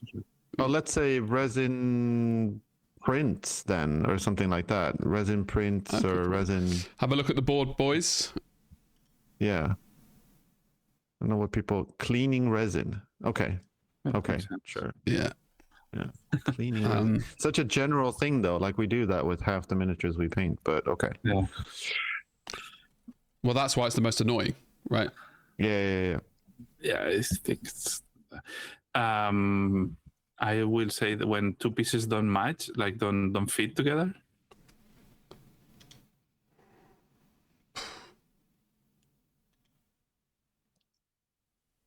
Oh wow! Assembly. So now / pinning. What's cool is I don't have to add up the score. Yeah, we can already tell who's completely dominating this round. By cheating. Well, I'm not that far.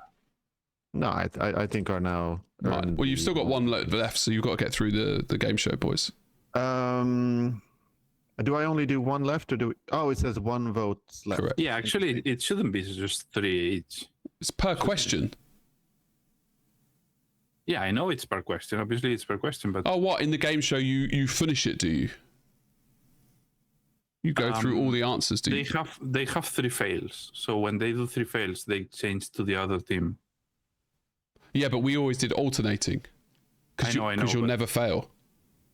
Well, we did fail twice. Yeah, I know. That was just weird. Preparing a miniature before painting, the most annoying part. Priming? I'll give it to you. Yeah, okay. Makes sense. Oh, now last vote. Sense. Arnaud's already won. Yeah, it's a shame, isn't it? But the game dictates that we have to finish it. The most annoying part. Drinking a tall glass of blood. The most annoying part. You could say anything now. No, it doesn't matter. Like, When you break a piece. Breakages. yeah, I guess so. Broken pieces, right? So Removing that sprue makes gates. no sense. That's not what he said, but that's also basically mold lines. But okay, removing sprue gates. Nah, it's when you cut it out and then you have to clean that bit, right? Yeah. But you also have to sometimes fill it in, not just remove it. Fuck it. Good answers, everyone. Right. All 7 of you. Right. Next question. Name something that frustrates painters during a painting session. Neo-Nazism, definitely. That is awful, and that is number 1. I'll give you that. Right. I'm gonna say dust. Mm-hmm. So it could be dust in your wet palette, dust or hair and paint. It's not the best answer though, Martin. I don't want to like. It's literally the worst answer. Shit on you, yeah, but it is an answer, right? Yeah, that bugs me during my painting session.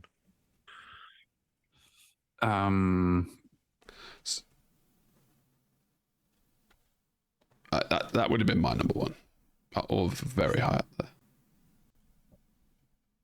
there. Not finding the right color, like matching the color or something. Let's see if the board. That's what I can start saying. Let's see the board. I need to add the wrong animation. Right, check the board. Oh, number 5. Wrong color choice. By the way, the score is an amalgamation on the whole thing, right? Yeah. Yeah. Okay. Sorry. We can tell because Arnaud's up by 16 points. Yeah, but I'm saying you can win it back, mate. You can win it back. Yeah, that's good. I would say then paint dilution. Paint dilution. Or consistency. Whichever. Yeah, it's the same. Yeah. However you Fine. phrase that. Let's check the board, boys.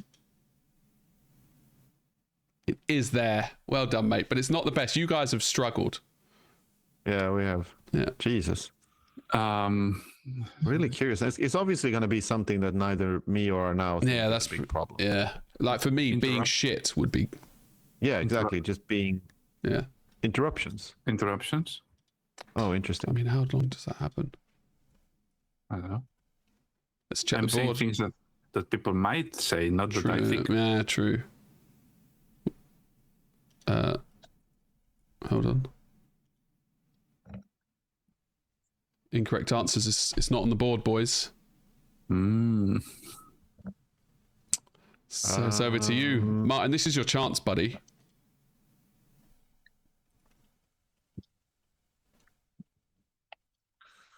The most annoying. The news is frustrates during opinion.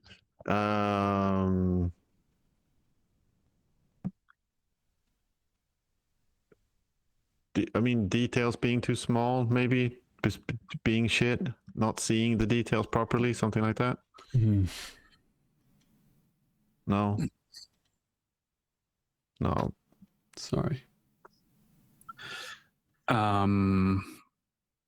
That was your chance. One vote left each, boys. Whoa, this is. I don't know if this is actually more exciting to have this thing. I feel like it's slowing it down slightly, but it has added some jeopardy in here. Mm-hmm. No, it's cooler. I mean, we can check the score, and it's paint drying in the palette. Oh, that's probably. You ready? One of the top ones. Let's check the board, lads. Oh shit! Motherfucker. Exactly as I said it. One more vote. Is it? Have you got to learn the vote, Mark? No. We're done. Okay. Then we will go to the next question. There are 6 questions. We can't see what the other answers. Oh, would you like to see them? Of course. Oh, I didn't know they did that. Okay, so number 2, I've not. There is no reveal mechanism. I never thought that anybody would want that. Number 2 is bad blending, or just getting the shit wrong on the model, basically. Accidentally touching wet paint, which it does happen, and actually I have to say that is mildly annoying, but it doesn't happen that often. Dropping the model is a clear and obvious one. Yeah. And brush losing its tip. Okay. Yeah. Okay. Don't read out the question, because I'm the game host, all right? Fucking cunts. Martin, are you first? I thought you went first last time. I think he's been first. Oh, he's first every time. That's an unfair advantage. I need to program that. Look, it's a. Well, that's all right. Yeah, I mean, I'm gonna be first the next. Arnau's 27 points up, so I think he's okay. I think Arnau's gonna win this one. In this question, name something painters watch or listen to while painting. Anime.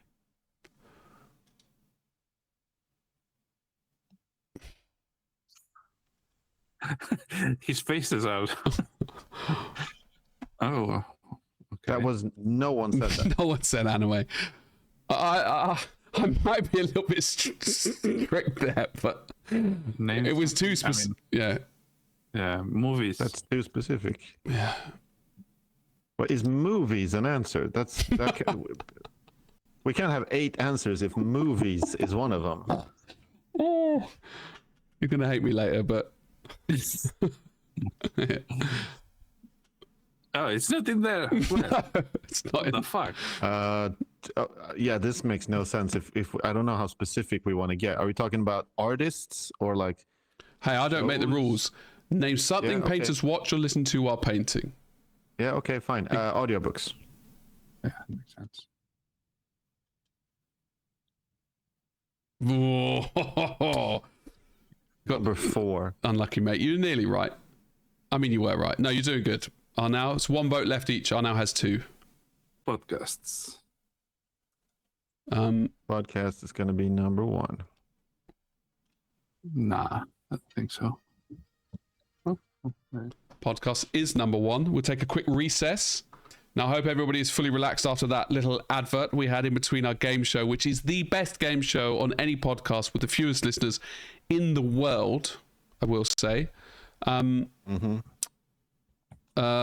This is humiliating. Martin, yeah, this is for the lost. You're only halfway through the. It just gets anyway. Please, Martin. Yeah, and I'm very soon. I'm going to have half as many points as are now. I'll go with. I don't know if I should be specific here, but I'll say YouTube.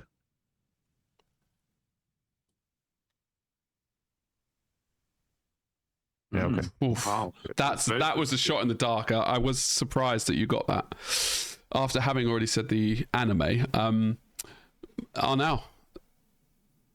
I mean, I'm tempted to say music, but it's movies again. So yeah, it's so generic. I'll say music, but you cannot say one group. So I'd say music. Is it on our board?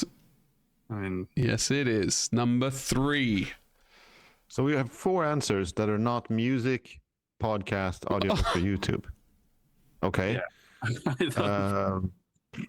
TV shows, I guess. No, it's done. You got no votes left. Sorry. Oh, we're done. Yeah, you're done. What are the other 4? Number 5 was TV shows.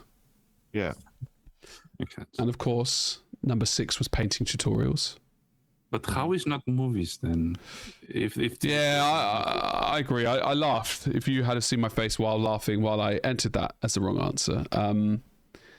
I did enjoy that. It was ridiculous. And anime. Yes, painting tutorials, live streams, and silence. One fucking cunt wrote silence. What do you listen to or watch? Silence. I do also watch silence. It's amazing. Now, we have something hobbyists end up collecting too many of. Name something the skulls of my enemies. And make their women. Sorry. And yeah, exactly. Phone numbers to strangers.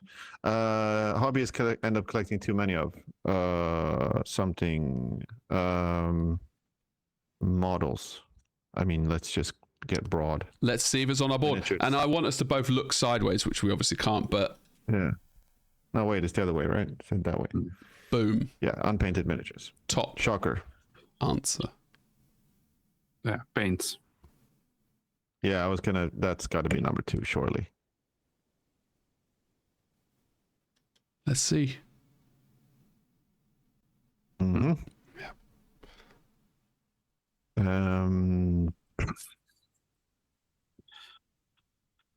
Brushes. What else is there? Yeah. Yeah. What else do we even? I'll say brushes then. Okay. So we're just moving down. Just going through the things that we have. Fair enough. At least I'm sort of catching up, Tar, now. Yes, I think I always end up collecting too many. It's a bit harder now, I think. What else do we have?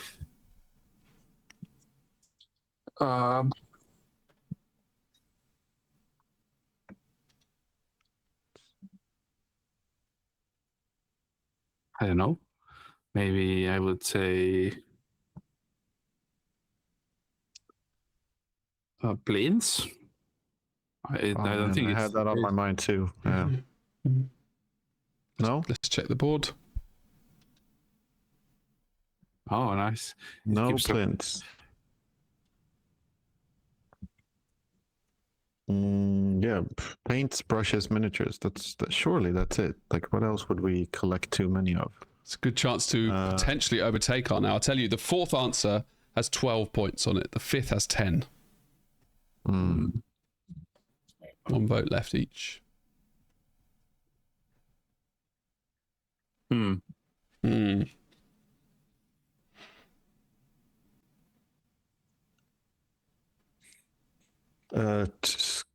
Tools.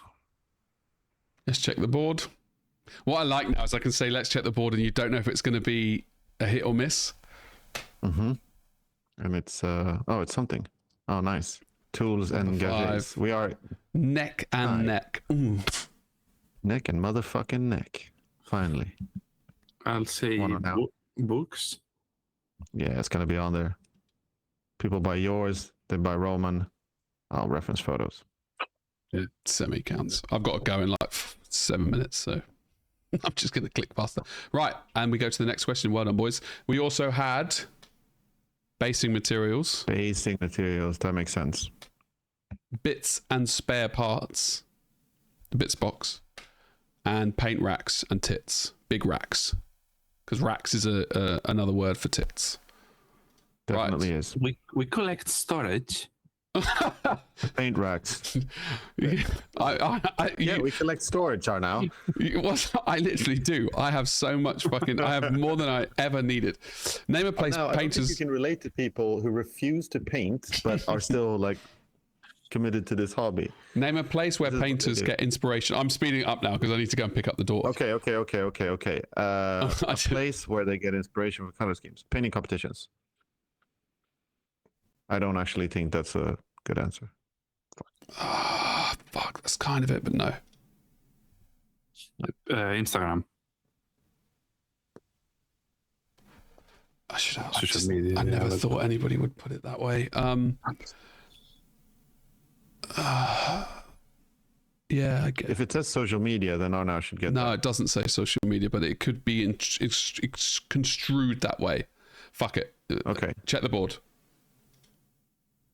The internet. The wall. Yeah.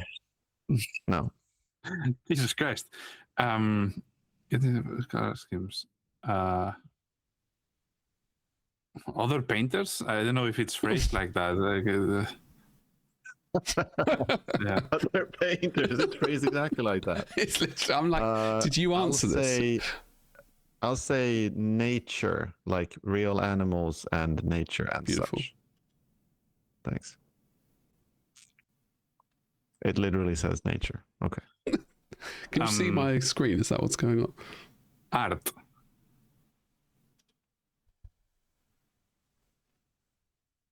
So the top answer, of course, how you got this wrong, box art. By the way, That's literally other painters. yes, but that's so is other painters. No. It was so is Instagram. Like I said, I should have said these are real, tangible, physical things. That's what I should have like opened up with that, right? And then you've got movies and games. Yeah, I guess it's what threw me off is the place word Yeah. instead of what is. So Jamie, just quickly, you're giving all of those to Arnau. No, he's voted. He's voted. Hold on. Oh wait, I should pause. Right, let's do last question. Also, I realize next game show we'll just do 3 questions, okay? Because it does take. But I'm saying, I think, yeah, okay, yeah, never mind. Name the most common reason hobbyist projects stay unfinished.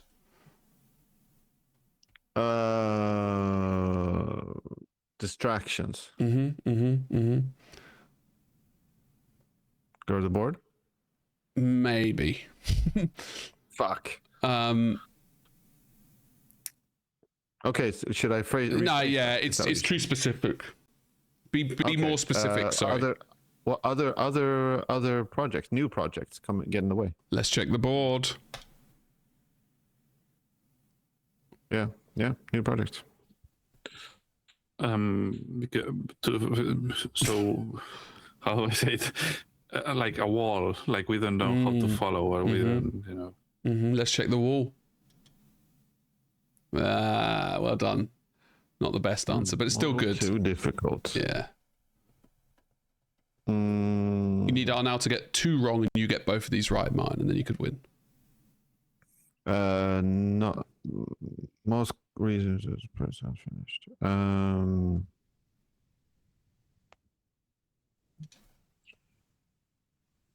Not good enough. However you want to phrase that.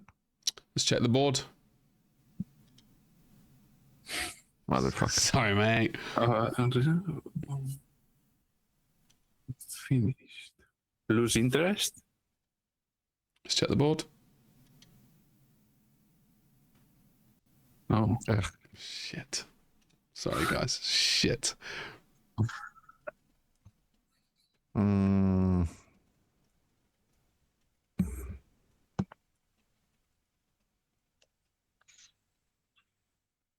Ran busy with life, not enough time. Yeah, let's check the board. Do we still have one left? Yes, yeah. Sorry, yes. Where it says 1 vote left, that's where it says it. Why would I stop? I don't know.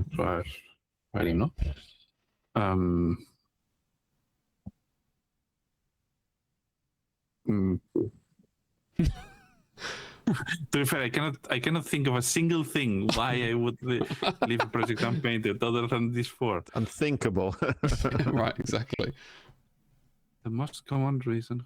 You always say it. People always say this, and they shouldn't. It's a bad thing. I don't know what I'm helping. He's winning. I always root for the underdog, Martin. I wanted you to win. Right, there you go. I'll reveal them. I got to go. Number 3 is made a mistake. Made a mistake? Yeah, that gets me, in fairness. Okay. Bored of a model. Yeah, it's waiting for inspiration. And real life work. Nice one. Brilliant, well done, boys. Arnau. Brilliant. I think you earned that, to be honest, Arnau. I think. Yeah. You know. Well done. So that's the new game show. I will try and streamline it a bit, but I liked it. I still feel something got lost a little bit in it. Let me know your thoughts in the comment. I think it's not as good as I thought it would be. Maybe. Well, we will see. Yeah, we have to do it a couple more times and see. True. Yeah, I thought it was really good. It could possibly be better. Yeah. I just don't know how. Maybe a jingle. And so could I. Yeah. Oh, well, yeah, that's true. Yeah, we were. So, now you've won, and that will be on your permanent record now. Do I win a car or something now? Money? You win the chance to other people to possibly give us stuff. Right. Yeah. Whenever So if someone someone gives has a something car- for free, For example, well, if someone wants to give this podcast something for free, it's going to our now, whatever it is. where are my trousers? Yeah, that's a good question, and we'll save it for next week. I need it. Yes. Cheers, guys. Don't forget we have a Patreon now. We fucking do. We have we have a real Patreon. It's called /Hutba. See you later. Bye.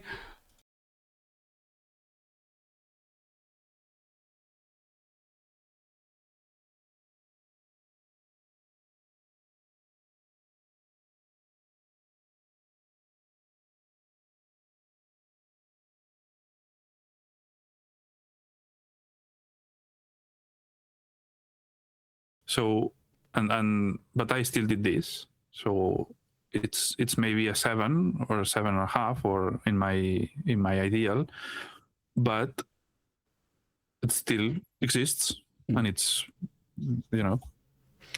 Yeah, that's my my minimas. My Taskmasters is firmly in that camp. You I don't know when it's coming up because it's random, but we're getting there, right? This is by P Diddy. I actually don't know his first initial, but it's the Diddy Kong. There's no P. There's no P. It's just Diddy, is it? It's just who I do know well, and he did this. I was going to say for us, but no, he did it for himself. I also really like this. Like it. Yeah, the composition on the bass as well. Yeah, Infinity figures are so cool because they have these very realistic proportions that you don't find usually in 28 mils. Yeah, so small. They seem like 75s. Yeah. They are not. They are super small as well. A lot smaller than Warhammer. Yeah, because they're not heroic at all, right? Yeah. I call that cool. Yeah, I really like it. Yeah. And the warm ambient, and even if it's subtle, everything is ambiented in browns, and it works really well. Yeah, I really like that too. I agree.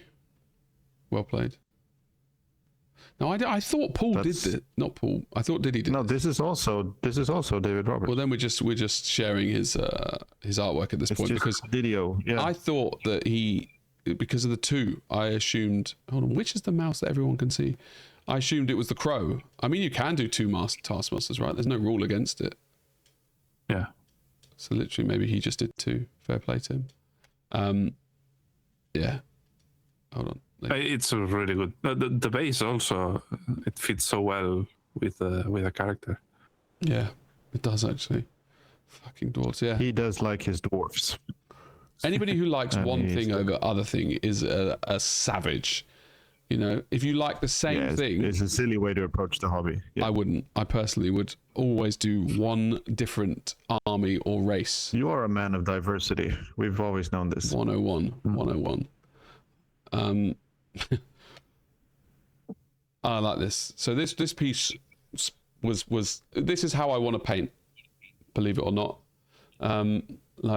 Because I think I said that and he was like, I don't believe you. And I said, well, believe it or not, I do want to. So this is by Cookie Master Steve, and I think the base is really good. It's scratch built.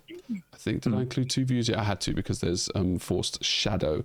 But it's a cool, like, I feel like, I don't know if it's true, but he's got a freedom that I want to try and emulate in my own painting, right? And yeah, so this I like this piece. This is my, I'm not saying that we have to put labels and stuff, but this was my favorite piece. Nice. Yeah. Nice.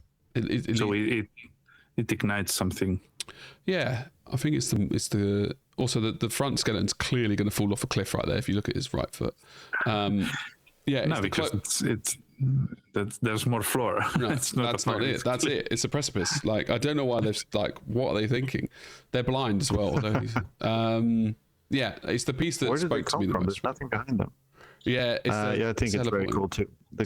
The color scheme is really nice. I love the way he's rendered the metallics. There's loads of color in the colors, so to speak. And I think he's used Dirty Down. Now a little thing. They are my favorite of all, and the best of all things that do a weathering. I think they're great guys over there at Dirty Down, and they're one of the best brands overall in the hobby, I think. Yeah. I don't know what I was saying, but what was I saying? How good Dirty Down is. How it is the probably best single product in the world. Of course, you don't have to. You don't have to say this contractually. You don't have to. Like, nobody's paying paid to say this. No, not paid in no way. And I have not, and maybe in the future will get their products. They may or may have not reached out to us, which I think I've said before. And even if I'm not contractually obliged to say it either, I do agree, actually. They are freaking amazing. And I don't think I've tested a product that just worked so well just from the start. Would you, hypothetically, of course, if someone were to give you them and say thank you and you don't pay, would you accept that? Or would you say, no, I don't want to sell myself? Well, I would probably cry a little bit of happiness. Yeah. It's so funny that it has penis in the word, isn't it? Wait, what? Happiness. Isn't that amazing? I do like wordagrams. So yes, thank you, Dirty Down, for that amusing anecdote. And also thank you, Stevie C. On the back. Right, you ready? Oh, shit. All right. It is. I'm only going to leave you with that view, and you can just enjoy it. Hold on, I think I can zoom in a little bit. Right, hold on. This is how you zoom in as well. Classy. Where's our face? So how's your base going? How's it coming along? I see it's done. You're done with this. Okay, cool. It's finished. I don't know why I thought the whole point of this, like, the camera's go in front. I see. There you go. So yeah, I a part of me will finish it probably. And the camera's done a lot of, post-processing there. It's a lot smoother in real life. But it's been, this piece really is, I like, the reason why I've sort of said in my mind this is finished here is because it's shown me you've got the base and I've not refined it at all, but I like it. And you've got the two models that show my journey. The orange one, I assume, is the second one. Correct. Yeah. It's a lot better, like worlds apart. It's got some feeling and warmth and focus and consistency on the light, and So it was I just had in my mind more shit that was going on. We don't need to talk about it too much, right? Because it is what it is. It's not finished. A part of me wants to finish it, but at the same time, this really shows the volatile journey that I went through. Like, yeah, I could block in the skin and highlight on the and finish the barrel and stuff. I'm not sure if I will yet. And in 6 months, if I have suddenly started painting a shitload, then this piece will be the thing, right? Like, when I die, this will probably sell for, I don't know, like, let's say 20 million more. Do you know what I mean? It will be, you are being modest here. Stop. I have a lot of emotion attached to this piece now, basically, for what it's the joy I felt when I just stuck those legs on and they didn't wobble anymore. It was insane. Like, I didn't feel like anybody should be allowed to feel such joy. When doing dioramas and you glue the characters together, it's like, yeah. I did. Yeah. It feels like when I first had sex. Like, I'd built up this big thing in my head before, and it was over in 2 minutes, and it was amazing. And gluing these in, I didn't think something so quick could feel so good, except for sex. You know, like it's great. It's great. There's no part of me that is not really happy. Basically, it's a milestone. Yeah, it's a big milestone. We shall see. But yeah, even if now you just stop painting whatsoever for the entirety of your remaining life, it's still something that you did. It's true. You can't take that away from me. So that is the end. I broke. There is more. No, not on Discord. There wasn't any more. Yeah. There is at least one more. Is that like? Are you telling me to go and look for it? Yeah. I'm commanding you. Those on Discord just. Yes, right. Oh, now I praise thanks on you, you slimy weasel worm. LG is peace here. These are not a scenic base that you buy. These are two separate models, right? And I think he wanted to try it out, which is I'm really proud of him, you know, for trying shit out. Because it's not easy doing something that, you know. But yeah, he went all in. Yeah, the effort, man. Like, fuck, like doing a dreadnought. Yeah. And a man. Yeah. A dreadnought and a man. Yeah, captain. Is he though? Of all things. He wasn't very good captain. They all died. I really like when dioramas like this have different silhouettes and sizes. I think it's amazing when there's big and small. Yeah. Like my balls. That's very cool. I cannot say. Yes, you can, now. I agree. The composition here is pretty good too. I really like the shape, the flow of the shape of it, like the way the gun moves, and then the opposite second with the cape, and it's nice. But also, Emperor's Children's just a nice color scheme. I don't like it.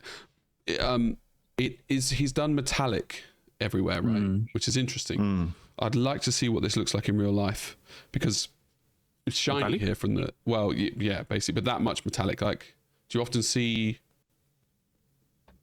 things painted with metallic? Next model. This is Monsieur Andy. Now, Andy is someone who's never gone. Did you choose the Wars View? No. Possible? No. Okay. I didn't. You did. You did. Really? No, there's one other. There's two views. There's two views. Okay. There's actually three views. It chooses random order, so I didn't. So I didn't think Andy ever painted, and then he said, "What the fuck, dude?" This is on text, which is what I'm translating.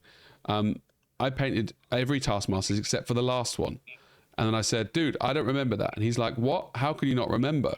And I didn't remember. And then I went back and I saw, and indeed he had. So I take it back, Andy. You've done one. Well done, mate. No. Oh, yeah, we ignore that.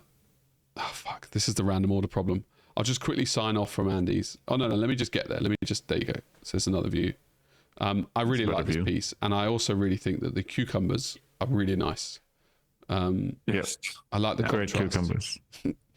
It's a good, great spot of green against that red, and just the setting is actually really evocative. I think the atmosphere is really good despite the small size.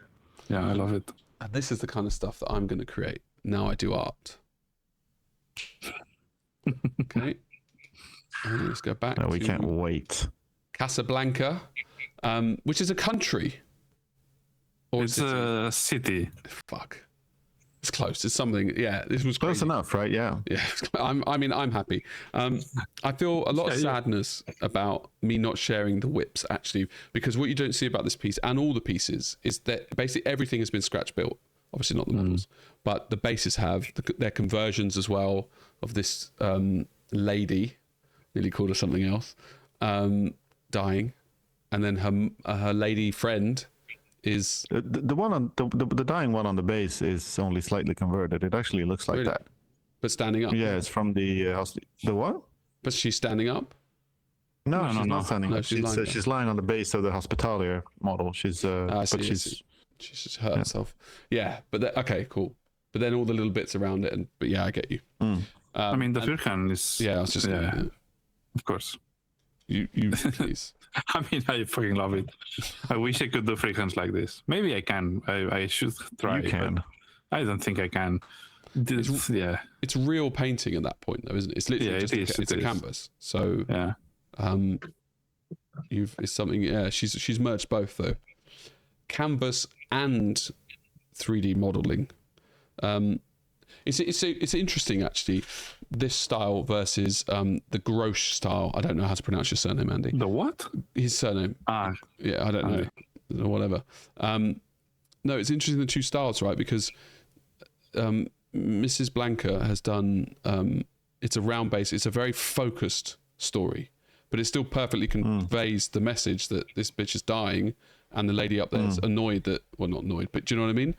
It's a more streamlined storytelling, and I don't know if it's true, but this seems very hard to tell a story in such a small thing, you know.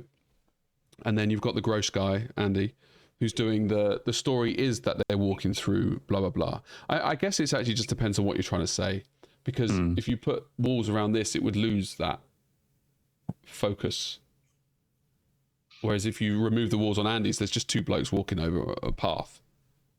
Yeah, it creates a scenery, and clearly here the focal point is the banner, right? As well, it's like I read it. Maybe it's reading it too much into it, but it feels like that banner of hope on top of a dying friend. You know, it's two things that are opposite, but then again. It feels right. It's sort of there's the figure at the bottom who's dying and which is dark, and then the figure at the top of the inside the banner, that's the light, and that's like the hope, and that's maybe she's summoning like the saint to come and help them. It's that kind of feeling. I also think that in the lore, can't they get resurrected as well if they believe in? Yeah, exactly. They have this 6+ invulnerable, exactly. right? If they believe in the lady, the act of faith. I don't know enough. Yeah, I think it's described somewhere that essentially their faith is just kind of psychic powers that they can believe in something so hard that it actually happens. So they are literally orcs. They are orcs, basically. Yeah, they're orcs. They are just orcs with tits. At the end of the day. Do you have female orcs? I don't think you do. No, they spawn from fungus, aren't they? So they're not born. In Blood Bowl, there's female orcs, but no, you're right. It's they're funguses. Yeah, I did like these. These seem very quick, and also the paint is kind of where I'm trying to go with mine at the moment. Yeah, the paint is beautiful. Yeah, very great. And the scene, you could argue, was nice. And because you would instantly think as a penguin as black. Oops. Yeah, that's true. And then just that limitation, it's painful when you see this, and then you think I could have done it black. Yeah. Well, yeah, and then you would have fucked up. Well, I'm slowly realizing, not to drag this episode on. Well, it's not dragged on. We're bang on 2 hours now, and we normally do like 2 hours 5. I'm slowly realizing like the Guardians, right? The whole thing of using 3 colors. It's basically what I was using. I still haven't got the grasp of using more and dark and blah blah blah, but using 3 colors is just so flat. I was going to say flaccid, but it's just it's boring as fuck. And like you say, I would have done a penguin, black and some yellow and some orange and some white highlights, right? And you lose all. That's not creativity, but yeah. Also, it depends on what it is creativity. Yeah. And I threw this into because it was in the conversation. It looked cool. This is my palette for my. Right. Sorry. Yes, good point. Is that what it looks like every day? Yeah. Nice. At least, well, there's. This is not especially anarchic, but yeah, they tend to grow when they have a life on it on their own. The paints. It's a lot. You don't hold back on the spludginess that you. I mean, this is something that I actually think it's very important, and I say it in workshops always, and people don't take it seriously. But you have to use paint to paint, and most most people don't. Most people use dirty water, and then what happens? Dirty water. Oh, okay. So water with a little bit of paint. But what do you mean? They can't paint with dirty water. It's just water. I mean you can. Now I was saying that they dilute it so heavily. They use very little paint and they dilute it very heavily until it's it's when you put a little blob of paint, like a very small bottom drop of paint, you run out super quickly. And what you're doing is you are adding water and scraping that mix. There's no paint in there. It's just you are just dirtying your brush with the remains of your. And this way, I can always put the brush inside the mix. Like I can literally soak my brush. So yeah, you know with what that I mean? color. Yeah. Yeah. That explains why you don't have to. Because often I get caught out where it dries before I. Do you know what I mean? I run out of paint on the brush, and then I'll have to go back, and that is annoying. But also it's because I don't know what color and I don't know. Anyway, fuck that. We're not opening up a bottle of can of worms. I can't go back to the gallery view because it looks like this. So I will. I will keep. Oh, that's where's the gallery view? Is it that one? Yeah. Oh, fuck, I'm tired. Was that another one? No, that's LG's. Oh, was there another one? I think so. Well, I mean, you literally just showed another. Oh, really? I mean, I don't know if it was a Taskmaster or not. I don't remember. No, we spoke about that. No, the other way. Really? Sorry, you have to wait for the animation to finish before it goes to the next one. No, it was somewhere else. I mean, literally, you just showed Imperial Fist and oh, right, Demonette. I don't know if part of this. That's okay. Golden Demon or that's right. It was two models, so I didn't know if it was part of. That is true. That is a 24-year-old Golden Demon entry. Shit. No. I won't apologize for that episode. Do you know what I mean? Why would you? It's an amazing episode. That's right. Everything we do is gold. But that one was probably the least gold of all the ones we've done. I think if look, we don't need to hang our washing on the line for everyone to see, but I take no blame. Okay. I mean, we had to remind everyone of your struggles in this episode after a 3-week break. So we did it for them. Right, yes. This uncomfortableness that we're feeling is for the 3 listeners that we have. We lost 3 on this hiatus, I think. So we're down to 3 probably. I think within this episode we've lost all, but it's probably just LG left. So hey, Mike. No, the people who like Skrian or Andy will come in because he want to see his model, and the same with Diddy and Blanca. As well, they should. They've done great work. Also, in Las Vegas, I met our 5th listener, Henry. Extifer, your favorite name. He's called Henry. Yeah. Extifer. I didn't know he had a name. You can call him Henry now. So no, happy days. Henry. Yeah. It's not the same. What? How did you greet him though, Extifer? No. I knew he was okay. Henry. I see. He was really nice and he really liked the podcast. Which is, it's weird. People do lie to people's faces. I mean, he seemed normal. And I was like, oh, but you like the podcast and you are normal? Did you give him just an ABC and ask him to read it back for you? No, I didn't. Maybe I should. Yeah. Do you really think you have a good radar for normalcy though, Arnau? Probably not. I mean, I hang out with you too, so. Yeah, true enough. I've not met the man. He's a man though, right? Yes. Well, congratulations on that. You did win at life. So I was asking earlier, everyone wins, right? Unless... Save it, yeah. Yeah, okay. Oh, yeah. Thank you guys. Thank you for coming on the journey with me. That has been what the fuck is going on in the day. We haven't even done thought of the day. We're not going to. I don't want to. I want to leave is the answer. We're gonna come back. We're gonna come back stronger and better next week. We're gonna record 1 episode instead of like 1.5. Yeah, it does make me realize we could just do 2 a week. But see you later. Yeah. See you later. Yeah, sorry. We have a Discord.